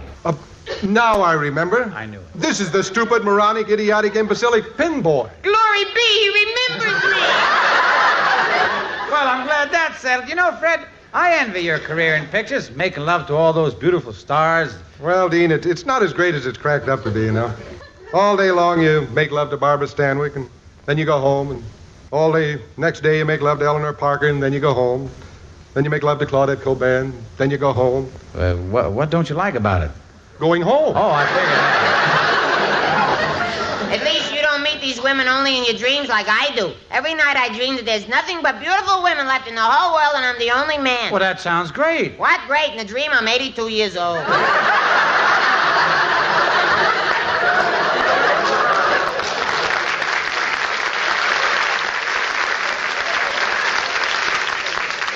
Believe me, fellas, fame in pictures is fleeting.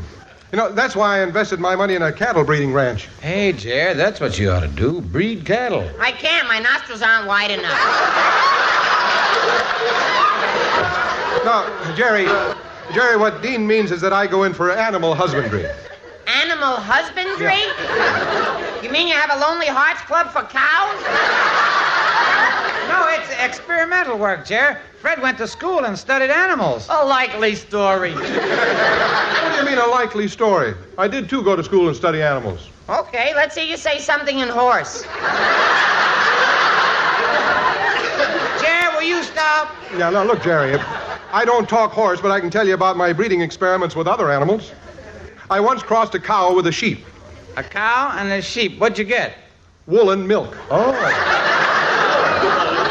You think that's something? My uncle once crossed a mouse with an elephant. What'd he get? A rat that never forgets.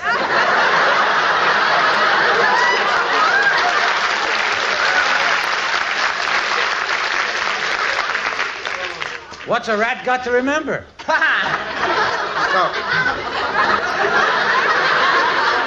Now, my experiment with cattle breeding has really paid off, you know. It's not like it used to be in the old days when we had to drive the cattle thousands of miles to market. Yeah, we owe a great deal of thanks to the people who built the railroads across this country. Well, Fred, we can't thank them in person, but we can thank them with a sketch. Penniman? Yes, Dean. Start thanking. Thank you, Dean. Forget it.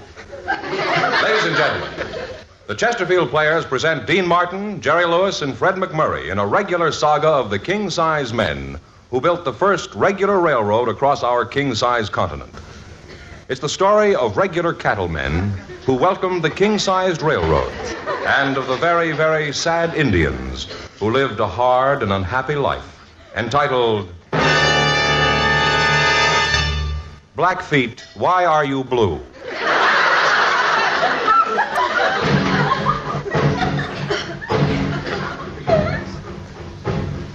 I'm with the Santa Fe Roadbed Company. I'm the president, Ralph Roadbed. This is the only business I've ever known. I've got railroads in my blood, and believe me, it's not good. Every time I cut myself shaving, I bleed train. I'm head of the construction crew. My full name is Sidney Head. I'm in charge of clearing the land by cutting down the trees. I work like a beaver, and it's not easy. So far, I've worn out 4 front teeth. I'm no beginner in the railroad business either. I go way back. My name is Ludwig Caboose. I'm foreman of the labor gang working out of New York.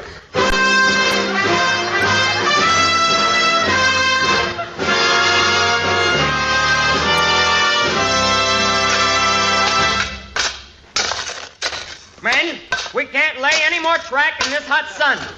Look at our construction crew. They're dying like flies. How come? They are flies. You hired flies to build this railroad? And a shrewd move it was, too.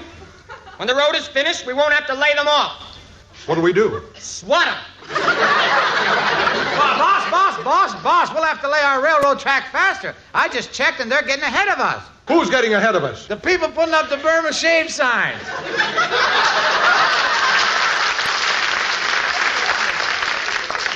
Don't worry. We'll beat them yet. We've only been laying this track for 3 years. How much track have we laid? 3 inches. In 3 years, you've only laid 3 inches of track? Men, I may be slow, but I'm neat.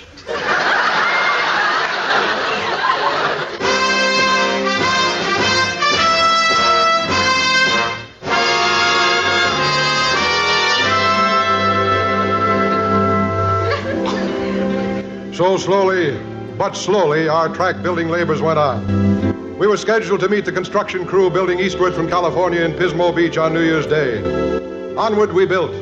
New York, Pennsylvania, Ohio, Illinois, Missouri, Oklahoma, Arkansas, Texas, Texas, Texas, Texas, Texas, New York. What are you doing back in New York? Isn't the fair still going on?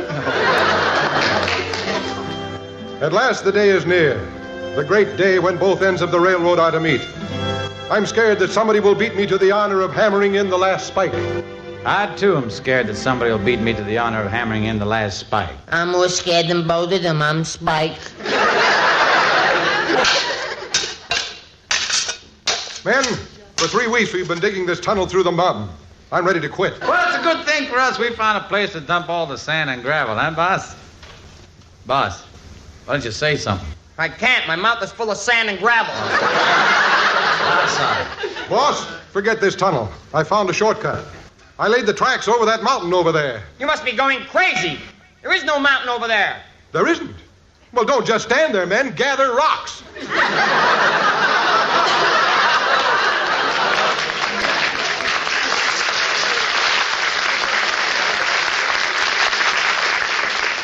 Let's quit. We can't build this railroad any further. But we must. We just must. We just must or bust. We can't quit when we're so close to our goal. Look, there's the geyser, Old Faithful. Yes, and it's shooting water up 5,000 feet. Man, dig that crazy drinking fountain.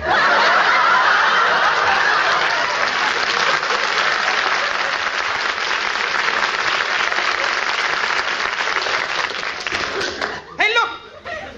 One of our horses just bent over to take a drink from it. What happened to the horse? He's now a giraffe. That figures, yeah. We better be careful from now on, men. We're approaching Indian country. I can tell by the signs. What signs? That one over there. It says you're now approaching Indian country. Look, the Indians know we're here. They're sending up smog signals. You mean smoke signals? These are California Indians. But why is the smog so black? They're talking dirty.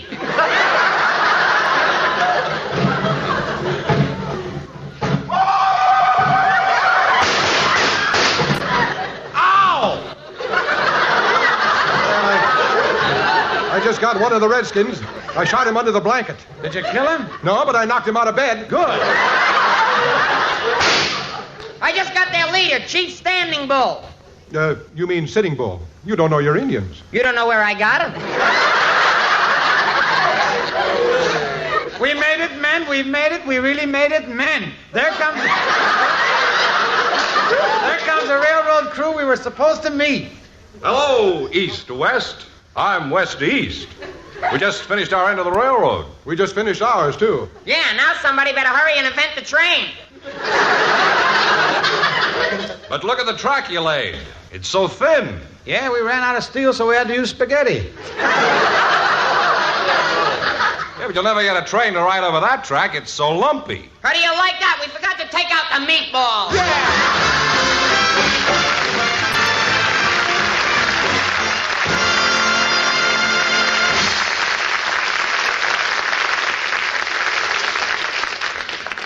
Chesterfield is best for you.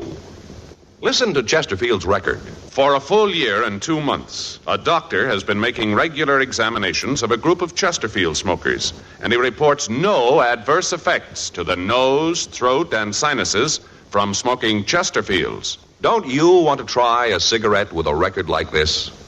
Chesterfield. First with premium quality in both regular and king size. Chesterfield. First choice with Young America. And that's from a survey of 274 colleges and universities. Try Chesterfields today. Remember, Chesterfield is America's best cigarette buy. You know, friends, every singer has a mental scrapbook in which he keeps all the songs that he has ever liked. And so tonight I go to the scrapbook for a song that will always be one of my special favorites.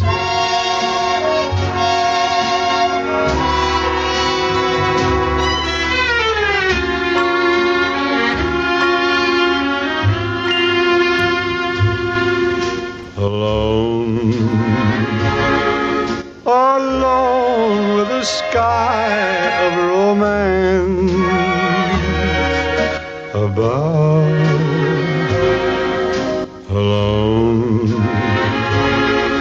alone on a night that was meant for love. There must be someone waiting who feels the way I do.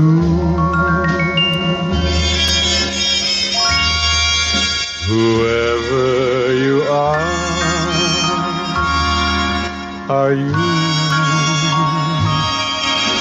you alone?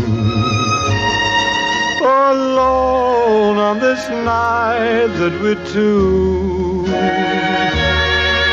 could share. Alone, alone with your kiss that could make me care.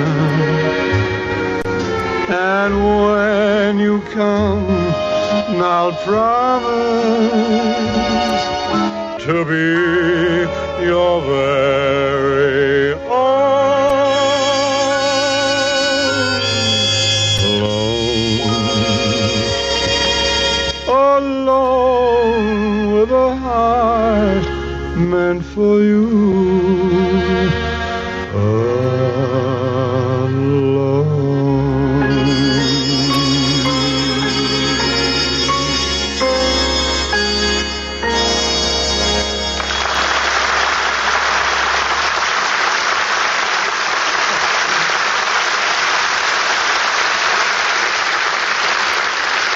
Well, Dean, old pal, that's the kind of singing we ranchers like to hear when we're sitting around the old bunkhouse. Well, thanks, partner. You know, if you boys ever get a weekend off, why don't you come out the ranch? I'll let you ride one of my horses. Not me. The last time I got on a horse, his head fell off. His head didn't fall off. You got on the horse backwards.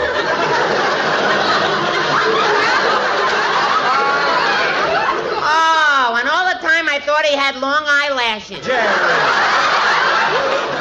Well, the offer still goes, fellas. Give me a buzz when you want to come down. Be my guest. Well, thanks. That's a mighty good offer, and you've been a mighty good guest for us. That's right. Our door is wide open for your return visits anytime, and thanks very much, Fred. Thanks, Dean. Thanks, Jerry. So Good long, night, everybody. Fred. Good night. Good night, Fred.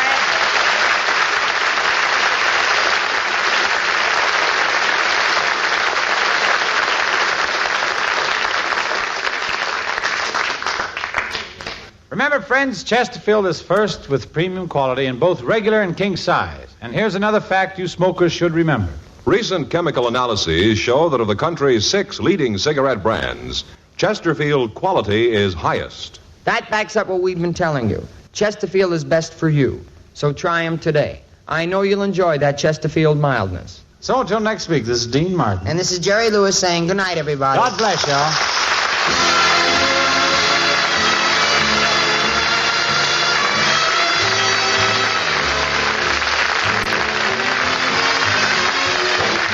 From Hollywood, you've just heard transcribed the Dean Martin and Jerry Lewis Show. Produced and directed by Dick Mack. Written by Arthur Phillips and Austin Kalish. With music prepared and conducted by Dick Stabile. And this is George Fenneman reminding you to listen to Chesterfield's award-winning show, Dragnet, Sunday night on this same NBC station. Now, new Fatima has the tip for your lips. Fatima tips of perfect cork. King size for natural filtering. Fatima quality for a much better flavor and aroma. So remember, new Fatima has the tip for your lips. Fatima. See how smooth they are. Remember, Fatima is made by the makers of Chesterfield, Liggett and Myers, one of tobacco's most respected names.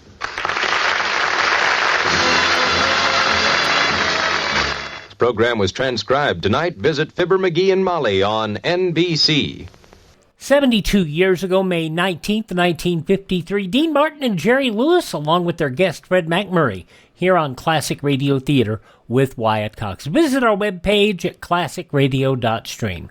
Up next, we'll go to the movies for an adaptation of Miss Grant Takes Richmond by the Screen Directors Playhouse.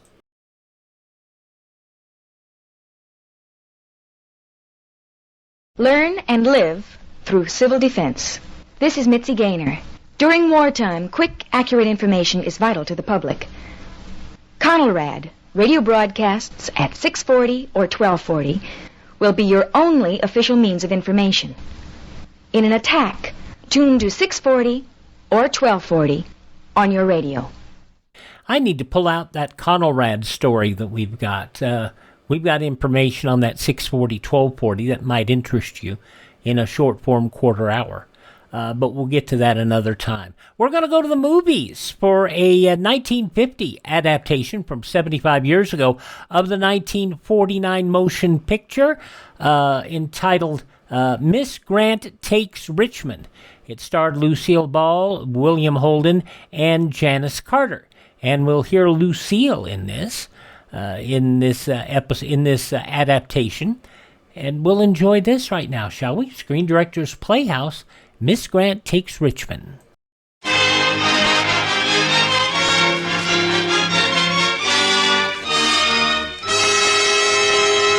RCA Victor, world leader in radio, first in recorded music, first in television, proudly presents...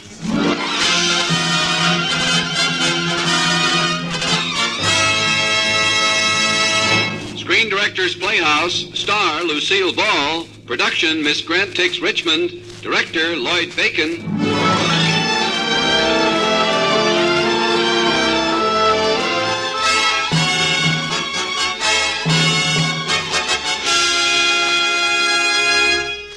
The Hollywood Screen Directors present A Tale of Arms and the Secretary.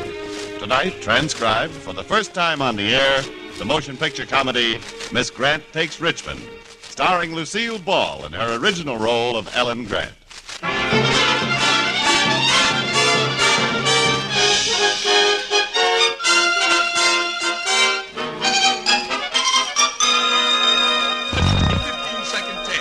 Now, ready, girls? It began. This will only take a few seconds, Mr. Richmond. Oh, there's no hurry. I must apologize for Miss Grant. We usually try to hide her when we have visitors. All right, girls, time. Miss Grant.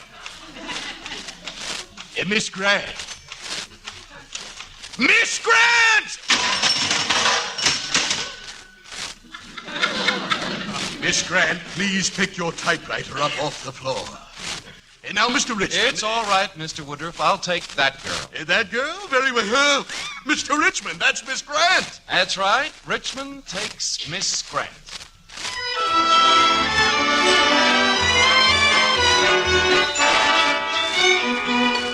Mr. Kilcoyne, I want you to meet our new receptionist, Miss Ellen Grant.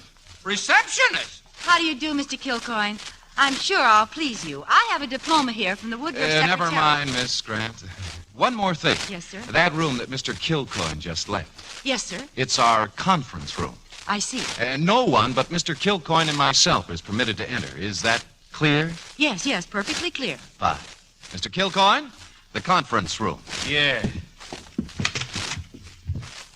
Hey, Dick, are you nuts? What do we need with a receptionist? She thinks we're in the real estate business. Besides, she's a perfect front. Nice eyes, nice hair, and nothing under it. Hello? Yeah, 200 to win. Morning Star, 8th at Pimlico. Right. Some bookie outfit we are with a dame yet. Don't worry about the dame. She was the dumbest one in the whole school. So is my wife, but I'm still paying her alimony. Look, if you're so worried about her finding out, why don't you give her some dictation? Here, answer this circular. Tell them we'll buy the property. Buy it? Well, what's the difference so long as we don't send the letter? Okay, but we need a secretary like a horse needs a yacht. Hello, 200 across Okay, Miss Grant, I got here a letter for you to answer. Now, take this. To the Sunset Knolls Estates. In your offer to sell 20 choice acres... am I going too fast for you? Oh, no, sir. Nobody can go too fast for me. Why not? Well, when I get stuck, I just put in a doofer. A what? A doofer. You see, when I can't remember the right sign, I just make something else do for it. Do for it. Uh-huh. Oh, you're a genius. Oh, no, I'm no genius. No kidding. Well, take the rest of the letter. Offered to sell 20 acres of choice land at $60,000. We'll take it. What are you going to do with it? Hmm? Oh, well, we'll build some of them there dream houses. You mean a low-cost housing project? Yeah, one of them. Why, I think that's wonderful. People in this town need cheaper places to live. Especially after we get through with them. You Sir? type that up, Miss Grant. If you forget a word... I'll just put in a doofer. Yeah, doofer.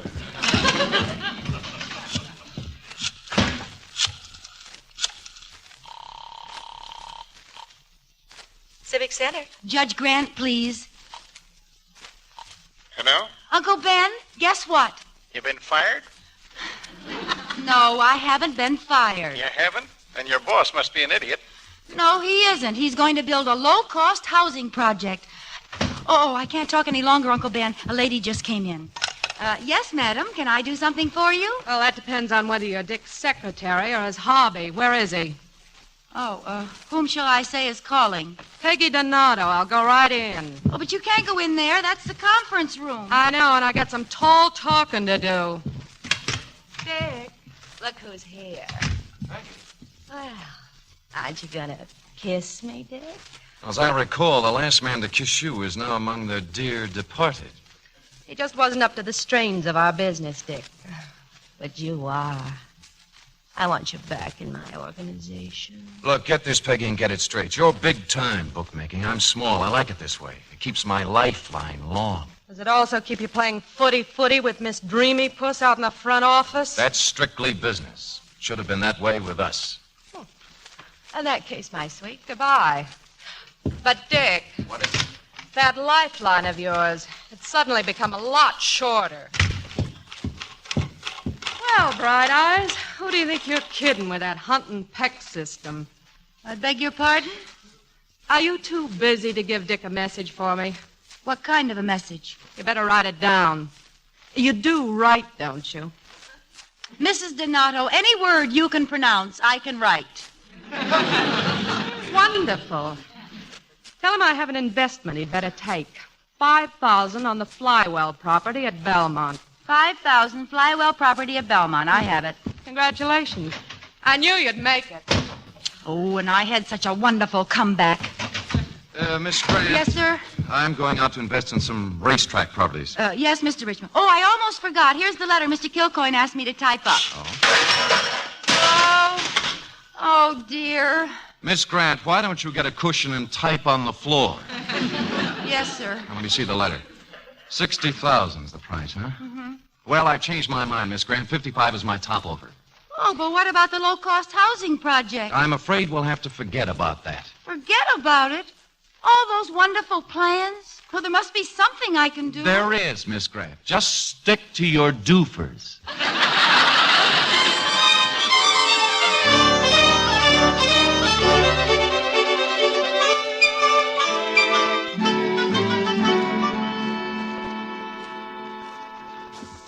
Miss Grant, where have you been all afternoon? Smoothing the way for better housing, Mr. Richmond. Hello, Mr. Kilcoyne. Greatness. Here, I'd like you to meet my Uncle Ben. Glad to meet you, Mr. Richmond. My uncle and I have arranged it so you can buy the Sunset Knolls property for $50,000. Isn't that cheap? Mm-hmm. It's a steal. Miter. We even brought the papers. The same here, and that check is I'm sorry, but I've reconsidered the deal, and, well, I don't think we'd care to do business. The transaction seems to be a very wise one. And my uncle ought to know he's a judge. A judge? I resign from the firm. Kilcoyne. Kilcoyne, since the judge feels so strongly about this, why, we'll sign. Oh, good. Just sign here, Mr. Richmond. Thank you. Miss Grant, there must be some way to reward you for this wonderful achievement. And we'll find it. Oh, Mr. Richmond, the only reward I want is the privilege of doing more. That's what I figured. Mr. Richmond, you've done a fine thing for your city. Good day. Well, Miss Grant, you fixed us up quite an investment. Oh, thank you. Investment. Oh, that reminds me, Mr. Richmond. Miss Donato left a message this morning. She wants to invest $5,000 in the Flywell property at Belmont. We can't take that kind of bet. Investment? Kilcoyne, get her on the phone and cancel it. It's too late. Well, what about Flywell? Check the odds. The closing market. Yeah, I got the investment results right here. Let's see. Mr. Richmond, the Flywell property has hit oil at 10-1. That means we owe Peggy $50,000. $50,000? I don't understand, Mr. Richmond. I'll kill her. I'll murder her. Easy, Mr. Kilcoyne. Unclench your fist and we'll adjourn to the conference room. Dick, I can't stand this. Will you fire that dame? For what? All she did was try to save us money. We can't make her suspicious. Why don't you just shove her off of a nice cliff? Better than that, I'll make her quit. You mean? I mean, allow me a minute with Miss Grant. She's all yours. Miss Grant. Yes, sir? You've been doing a swell job. Oh, thank you. I've done my best. Yes, and I have a special way to reward efficient secretaries. You have? Yes, like this. Mr. Richmond. Oh, Mr. Richmond.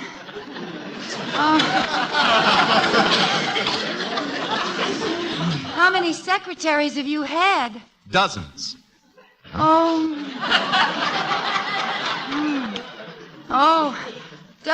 Doesn't this kind of thing give you a lot of trouble with your secretaries? Yes, but it gives me a lot of fun, too. Mr. Richmond, you are in the market for a new secretary, young, pretty, and delinquent.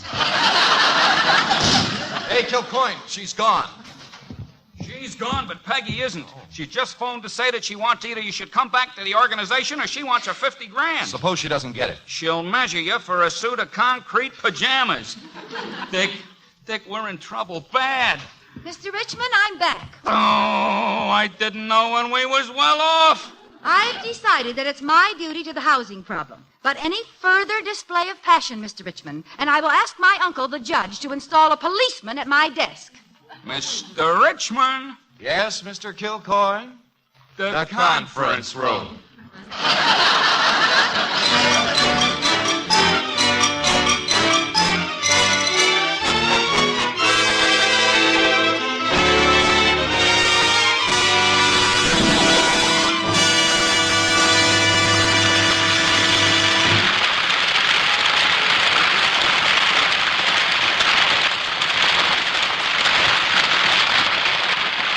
You are listening to the Screen Directors Playhouse production of Miss Grant Takes Richmond, starring Lucille Ball and presented by RCA Victor.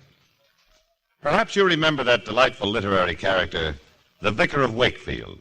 He spent a whole year's income having a beautiful portrait of his family painted outdoors in their garden, only to find when it was finished that it was too big to get into the house.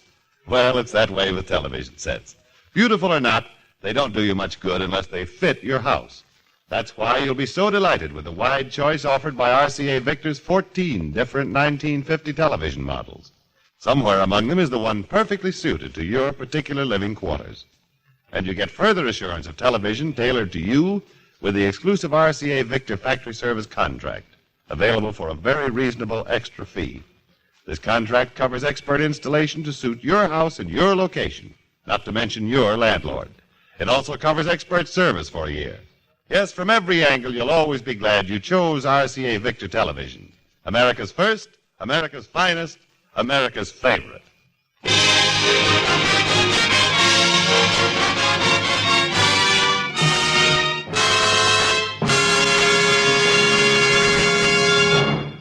Now, back to Screen Directors Playhouse production of Miss Grant Takes Richmond, starring Lucille Ball in her original role of Ellen Grant.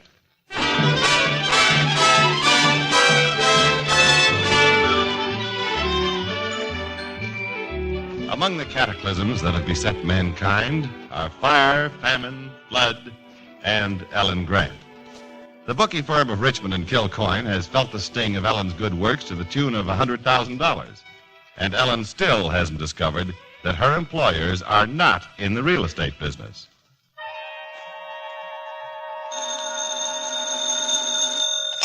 Yeah?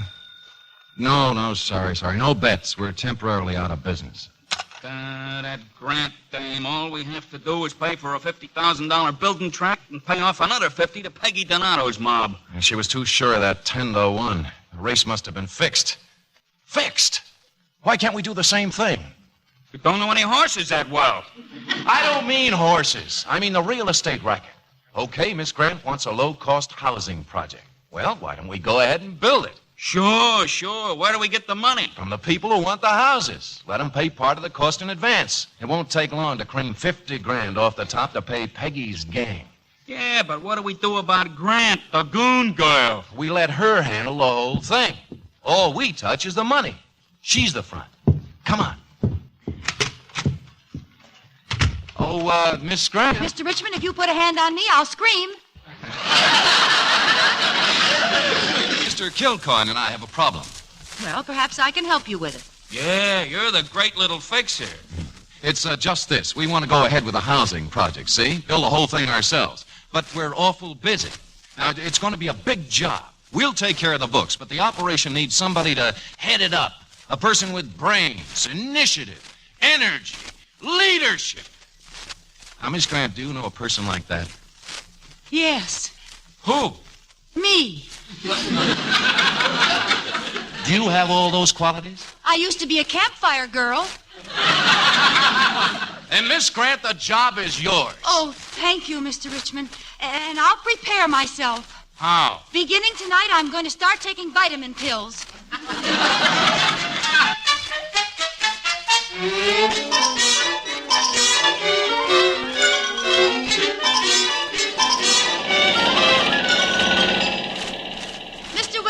I know you're the architect in charge. I am, Miss Grant. But look at these plans. I'd like this moved over here. All right, Miss Grant. If you want to climb up on the roof every time you take a bath, that's your business.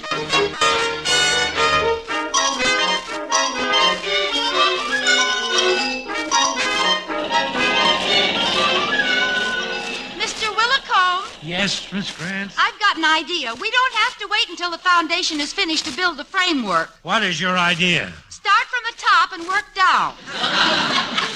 What's going to hold the building up? It'll just hang from the roof.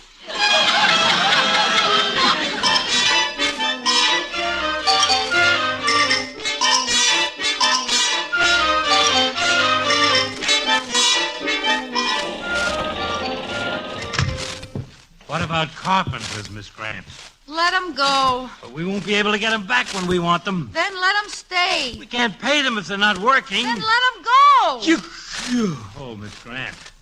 I admire your feminine attitude, but you've got to make up your mind. I don't have any. I know that. I mean, I don't have any feminine attitude. I have brains and an energy and initiative and leadership. Mr. Richmond said so. Hello? Yes, speaking. What? Oh, thank you. That was the bank, Mr. Willicombe. We're overdrawn. We'll have to stop work.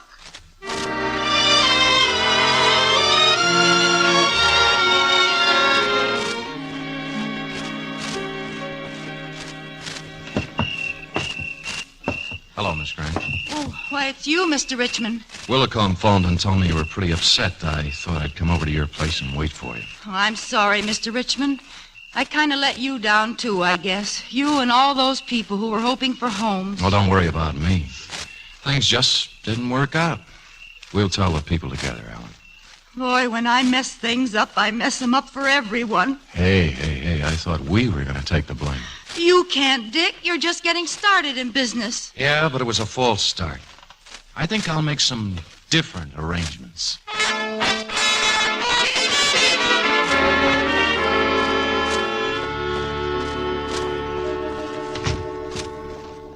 Relax, Dick. Sit down. Get the feel of luxury again. Sure, Peg, you're the luxury kid. But I'm here to pay a debt. $50,000, clean and crisp. You offered to forget this, though, if I came back into your organization. Does that offer still hold? Money's only money. But, Dick, I want you back, baby. With interest. Okay, you've got me. But I got some business to clean up. After that, I'm working for you again.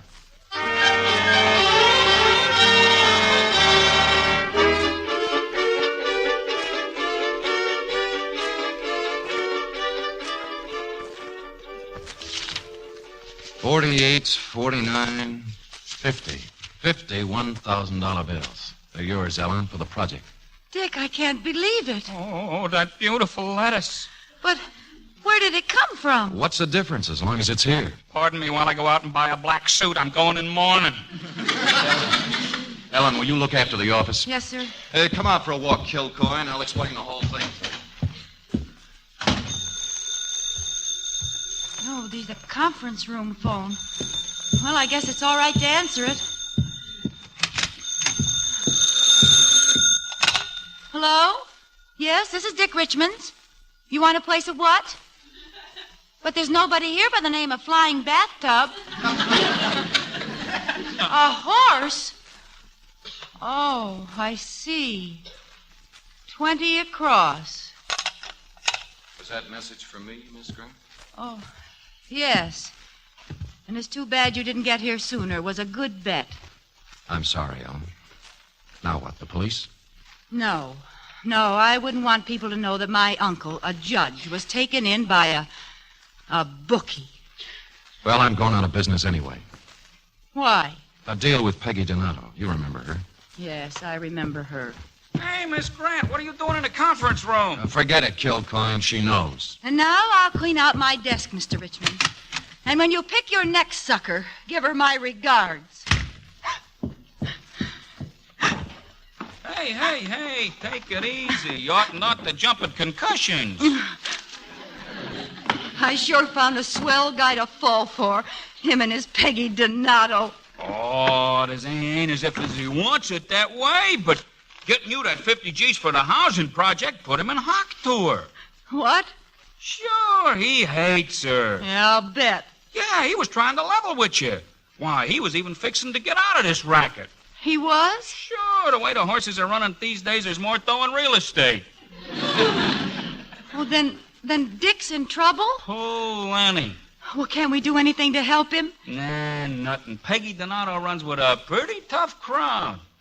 Tough, huh? Well, Mr. Kilcoyne, if my months at the Woodruff Secretarial School taught me nothing else, they taught me courage. Donato, watch out.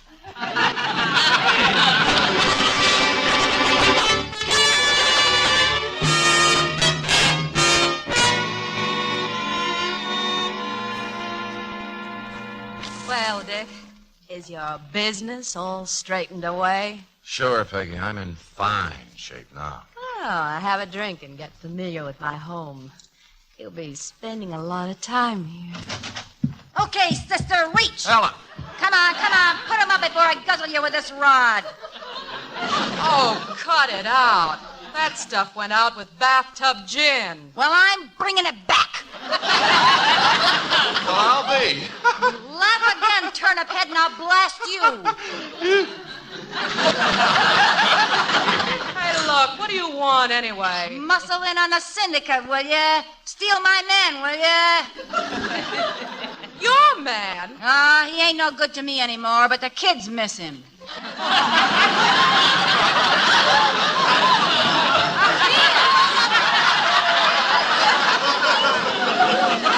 What do you mean, kids? I think I'll shoot your ears off just for laughs.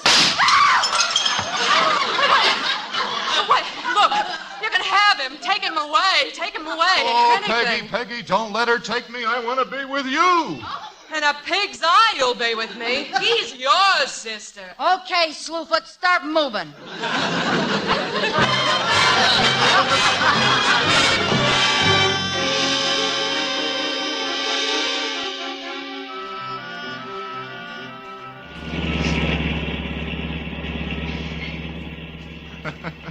Okay, Miss Grant, we can park here and relax. We're out of range for a counterattack right now. Darling, you were terrific. You can put the gun away. Shut up. What? Hey, the act's over, huh? Not for you it isn't. I'm gonna be boss from here on in. Yeah? What references you got? The Woodruff Secretarial School and this. Hey, Miss Grant. Well, what do you know? Miss Grant just took Richmond.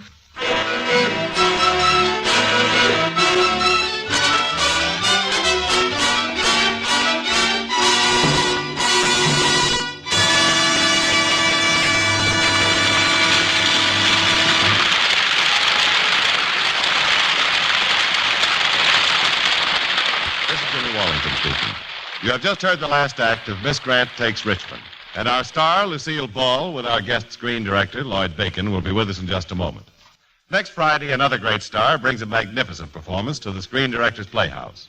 Our story, for the first time on the air, is Flamingo Road. And recreating her original role will be Joan Crawford, with screen director Michael Curtiz. Now, here again is tonight's star, Lucille Ball.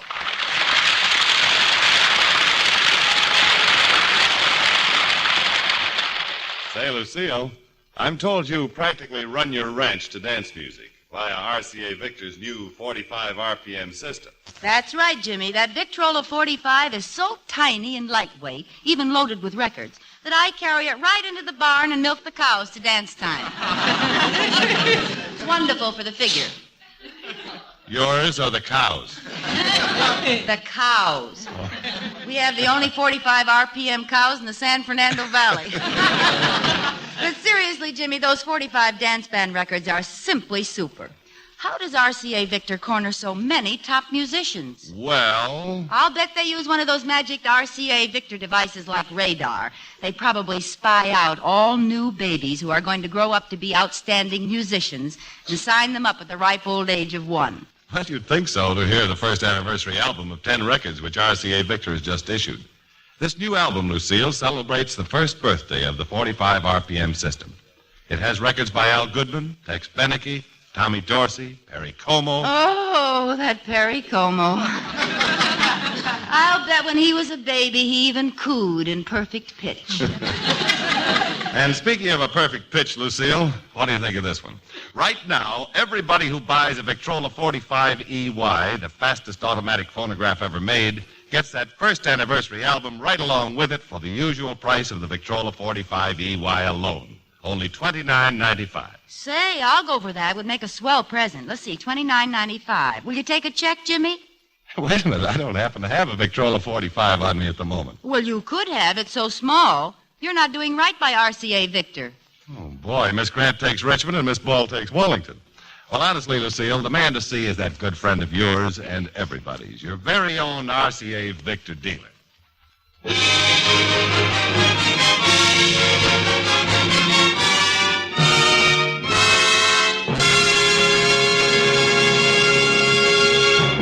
Ladies and gentlemen, there's a man here I'd like you to meet.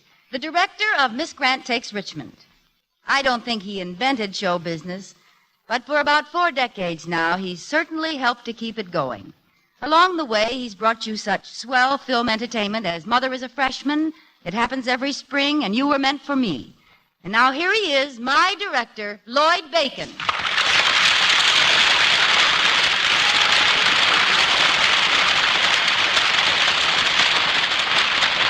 Thank you, Lucy. But you make it sound as if I'm an old-timer in pictures. Well, aren't you, Lloyd? I'm just a beginner, after all. I started in 1915. Oh, I see. You're just learning. And you know one thing I'm learning right now? What's that? Stay on a movie set and stay away from radio microphones. Well, you're not going to get away yet, Lloyd. Because working with you, I've found out just how much a person can learn in all your years of picture making. When an actress has a director full of knowledge like that, Picture making doesn't seem nearly as difficult as it is. Thank you, Lloyd, for showing me how. Thank you, Lucy. But how about you showing me what to do about this microphone? Oh, that's easy. Good night, Lloyd. Good night, everyone. Good night, Lucy.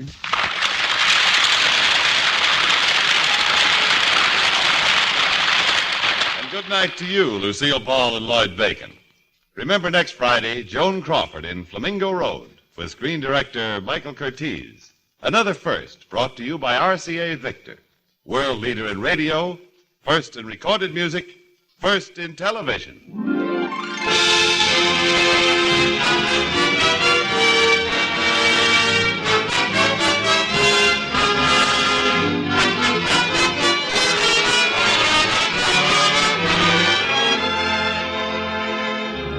Miss Grant Takes Richmond was presented through the courtesy of Columbia Pictures, producers of No Sad Songs for Me, starring Margaret Sullivan, Wendell Corey, and Vivica Lindfors. Lucille Ball can be heard on her own radio show and will soon be seen in the Columbia Pictures production, The Fuller Brush Girl. Lloyd Bacon appeared through the courtesy of 20th Century Fox, producers of the Technicolor picture Ticket to Tomahawk. Included in tonight's cast were Stephen Dunn as Dick Richmond, Herb Vigran, Gene Bates, Frank Nelson, Norman Field, Arthur Q. Bryan, and Frank Barton. Miss Grant Takes Richmond was adapted for radio by Richard Allen Simmons, and original music was composed and conducted by Robert Armbruster. Screen Directors Playhouse is produced under the supervision of Howard Wiley and directed by Bill Karn. Portions of tonight's broadcast were transcribed. You are invited to listen again next Friday when RCA Victor presents Screen Directors Playhouse, star Joan Crawford, production Flamingo Road, director Michael Curtiz. Listen next for Jimmy Durante on NBC. Miss Grant Takes Richmond she was peaking right here of her pre-television movie career. She had a string of hits, Sorrowful Jones with Bob Hope, Fuller Brush Girl with Eddie Albert, and that was her first major release showcasing her physical comedy talent. At this point, she was 2 years away from superstardom with I Love Lucy. We'll have another Lucy movie adaptation coming up. That'll be on Thursday from Her Husband's Affair from 1949. But I will tell you that Lucy was just, her physical comedy jonesing was just coming into play at this point in time, not referring to Sorrowful Jones. But that's that, and we have heard this from May 19th, 1950, the Screen Directors Playhouse. By the way, William Holden was Lucy's co-star on the movie, and he was peaking at this point too, because at this point he was just a year away from filming the big blockbuster Sunset Boulevard. That would be probably his peak of popularity at that point. William Holden and Gloria Swanson as Norma Desmond. All right. As I said, tomorrow we're going to have Westerns with Gunsmoke, Fort Laramie, and the Six Shooter, and an episode of Arch Obler's Plays. It is sort of wartime. And when you hear it, you'll understand what I mean by that. Crazy Town from 1939, Arch Obler's Plays. All right, coming up next here on Classic Radio Theater with Wyatt Cox, Lum and Abner.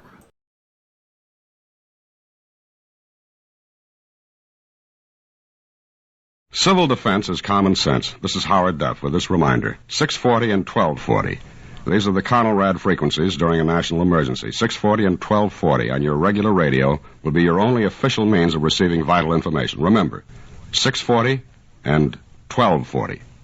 And I am so glad we never needed it, because everybody that I've talked to have said that Conelrad had a lot of technical problems, made a lot of sense to do, but today, if we didn't have all the GPS satellites and such, our high tech would allow us to just flip a couple of switches. But to change a radio station's transmitter to from where it regularly was to 640 and 1240, it was practically an act of God to make it happen. It really was difficult. Okay, we are going to wrap the show up now. 83 years ago, May 19th, 1942. Let's head to Pine Ridge, Arkansas, check in with Lum and Abner, shall we? The makers of Alka-Seltzer bring you Lum and Abner.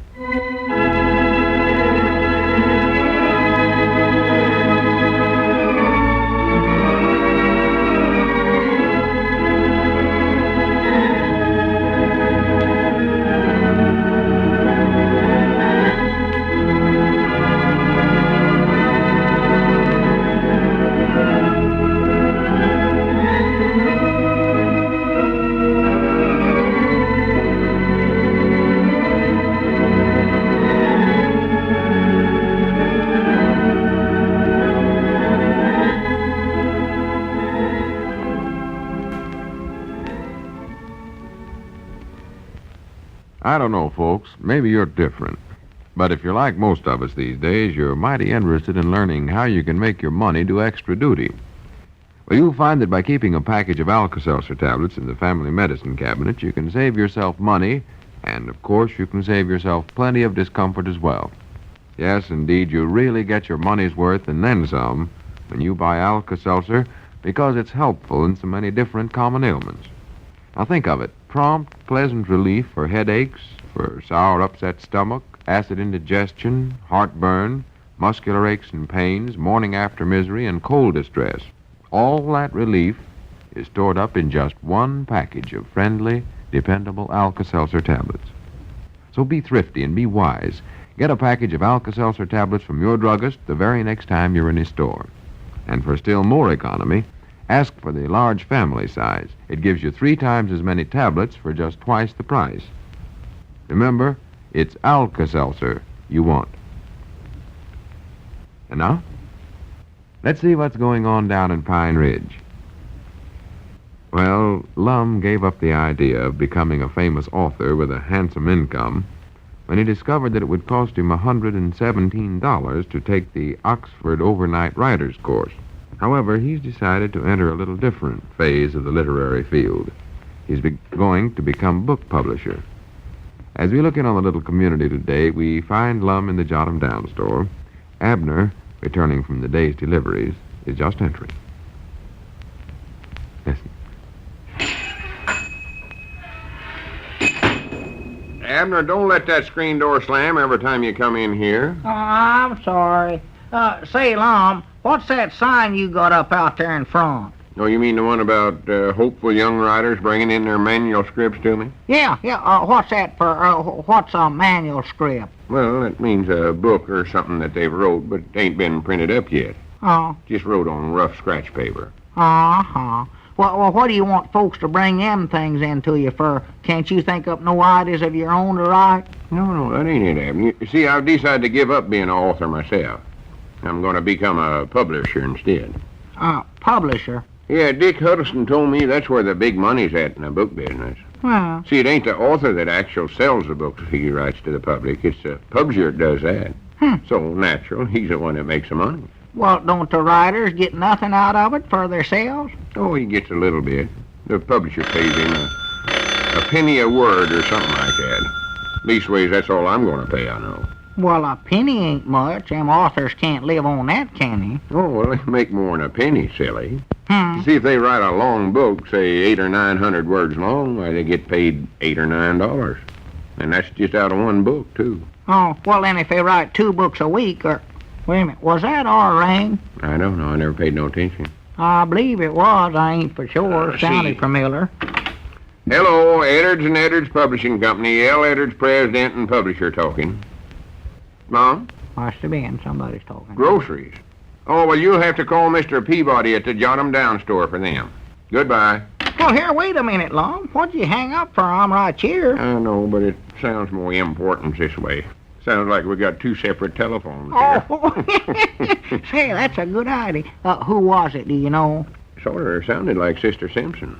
Uh-oh, you oughtn't have hung up on her that way. She'll get awful mad. Yeah. And she'll pester us till we apologize to her. You know how she is. Well, I can't help that. I'm too busy to talk to her.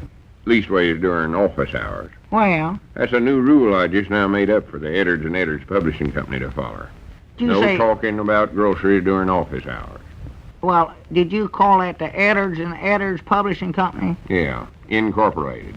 Well, have you took in somebody partnership with you named Edwards? No, both of them are me. Huh? See, I'm the president and the publisher both. Oh. There's the phone again. You better get it this time. Yeah, I'll get it. Hello, Jotham Down Store and Library. Abner Peabody doing the talking. Oh, howdy, Sister Simpson. It's her again. Mom, I never insulted you. That was Lum. You know him about it. Oh, well, just a minute. I'll call him. No. Wait a minute. You'll have to call him at the Edwards and Edwards Publishing Company. Goodbye. For goodness sakes, Abner, what'd you go and do a thing like that for?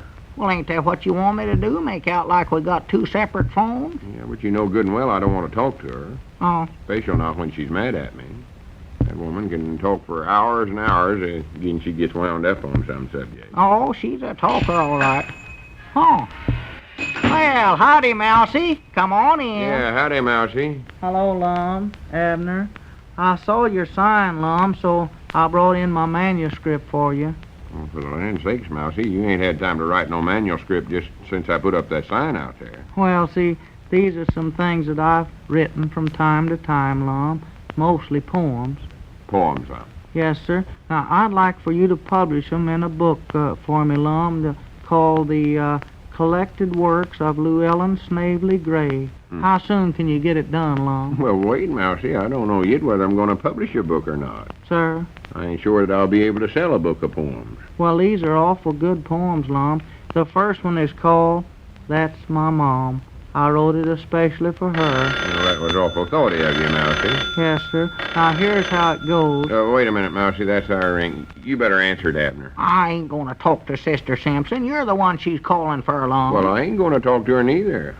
Go ahead and answer. Get shut of her somewhat. No, sir. Now, you do it. Tell her you went somewhere or something like that. I ain't going to talk. That's a good idea. Yeah, tell her you ain't here. Hello?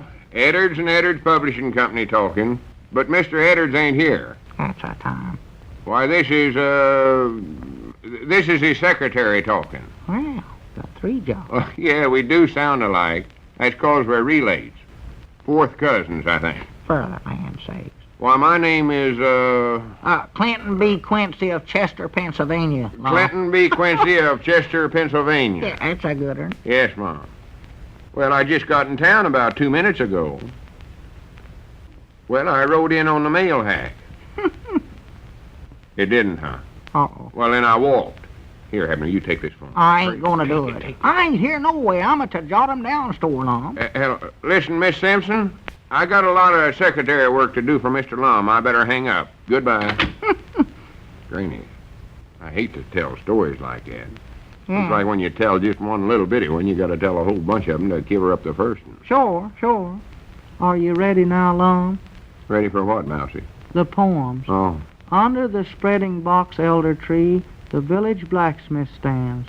That's my mom. A mighty man is she with big and sinewy hands. That's my mom. And the muscles of her mighty arm stands out like iron bands.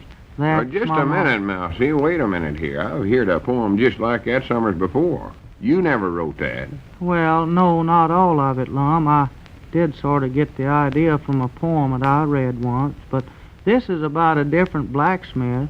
This is about my own mother up in Iowa. She's a lady blacksmith, Yeah, we you know. all about her, Mousie, but Yeah. that don't make no difference. I can't publish that poem. That's against the law.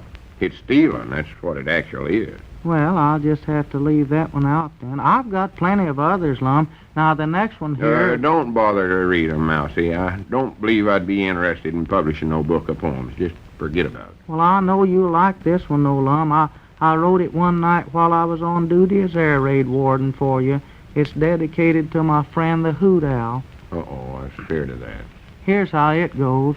Oh, Hoot Owl, oh, friendly owl, oh, owl that hoots, oh, feathered fowl, oh, owl in some dark yonder tree, oh, please, Hoot Owl, please speak to me.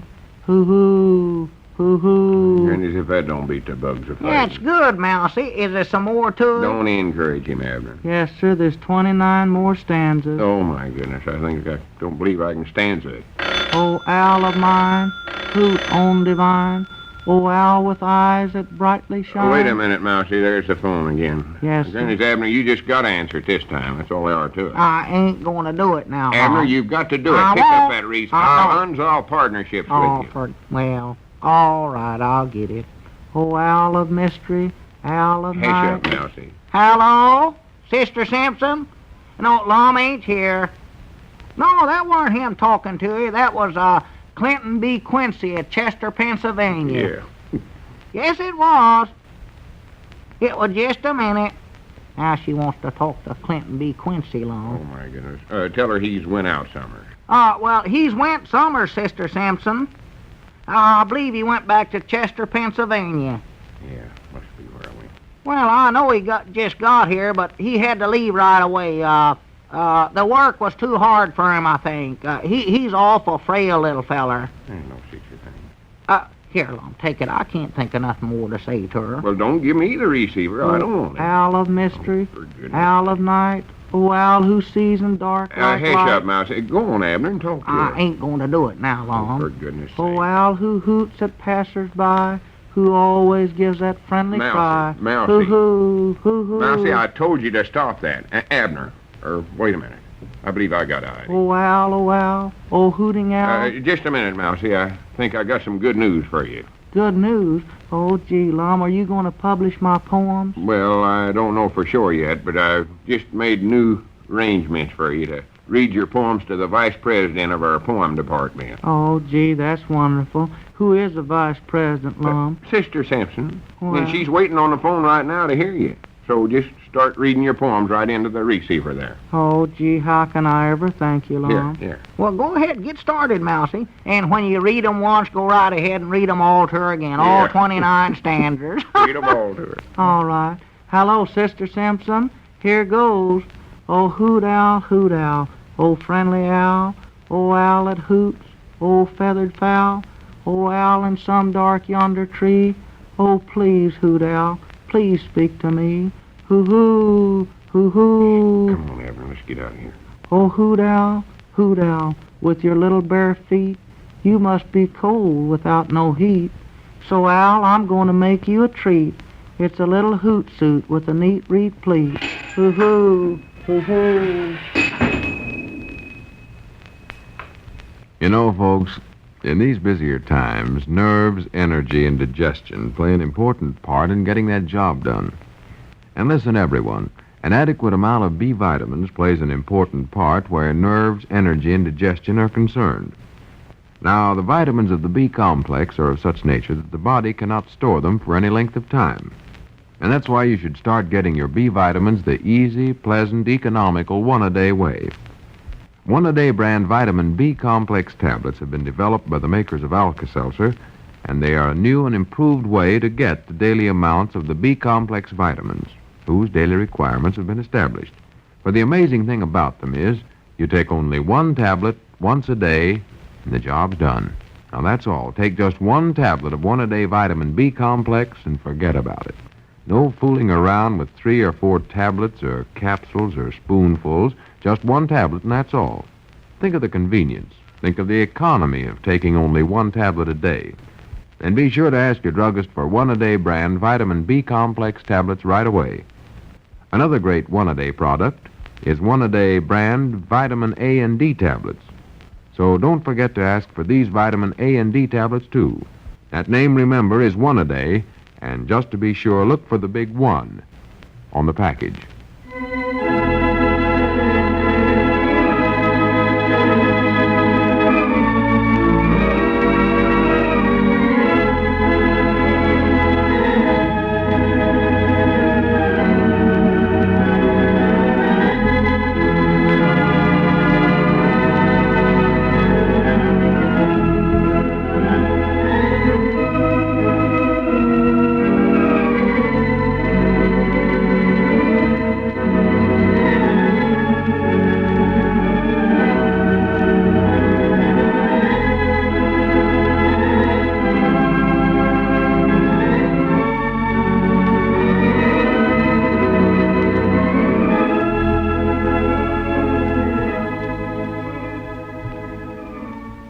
Oh, my goodness. The poems of Mousy Gray. Lum and Abner, 83 years ago, May 19th, 1942, here on Classic Radio Theater with Wyatt Cox. Join us tomorrow for Westerns and Weirdness with Gunsmoke, Fort Laramie, The Six Shooter, and Arch Obler's Plays. We'll see you tomorrow for more Classic Radio Theater. I'm Wyatt Cox.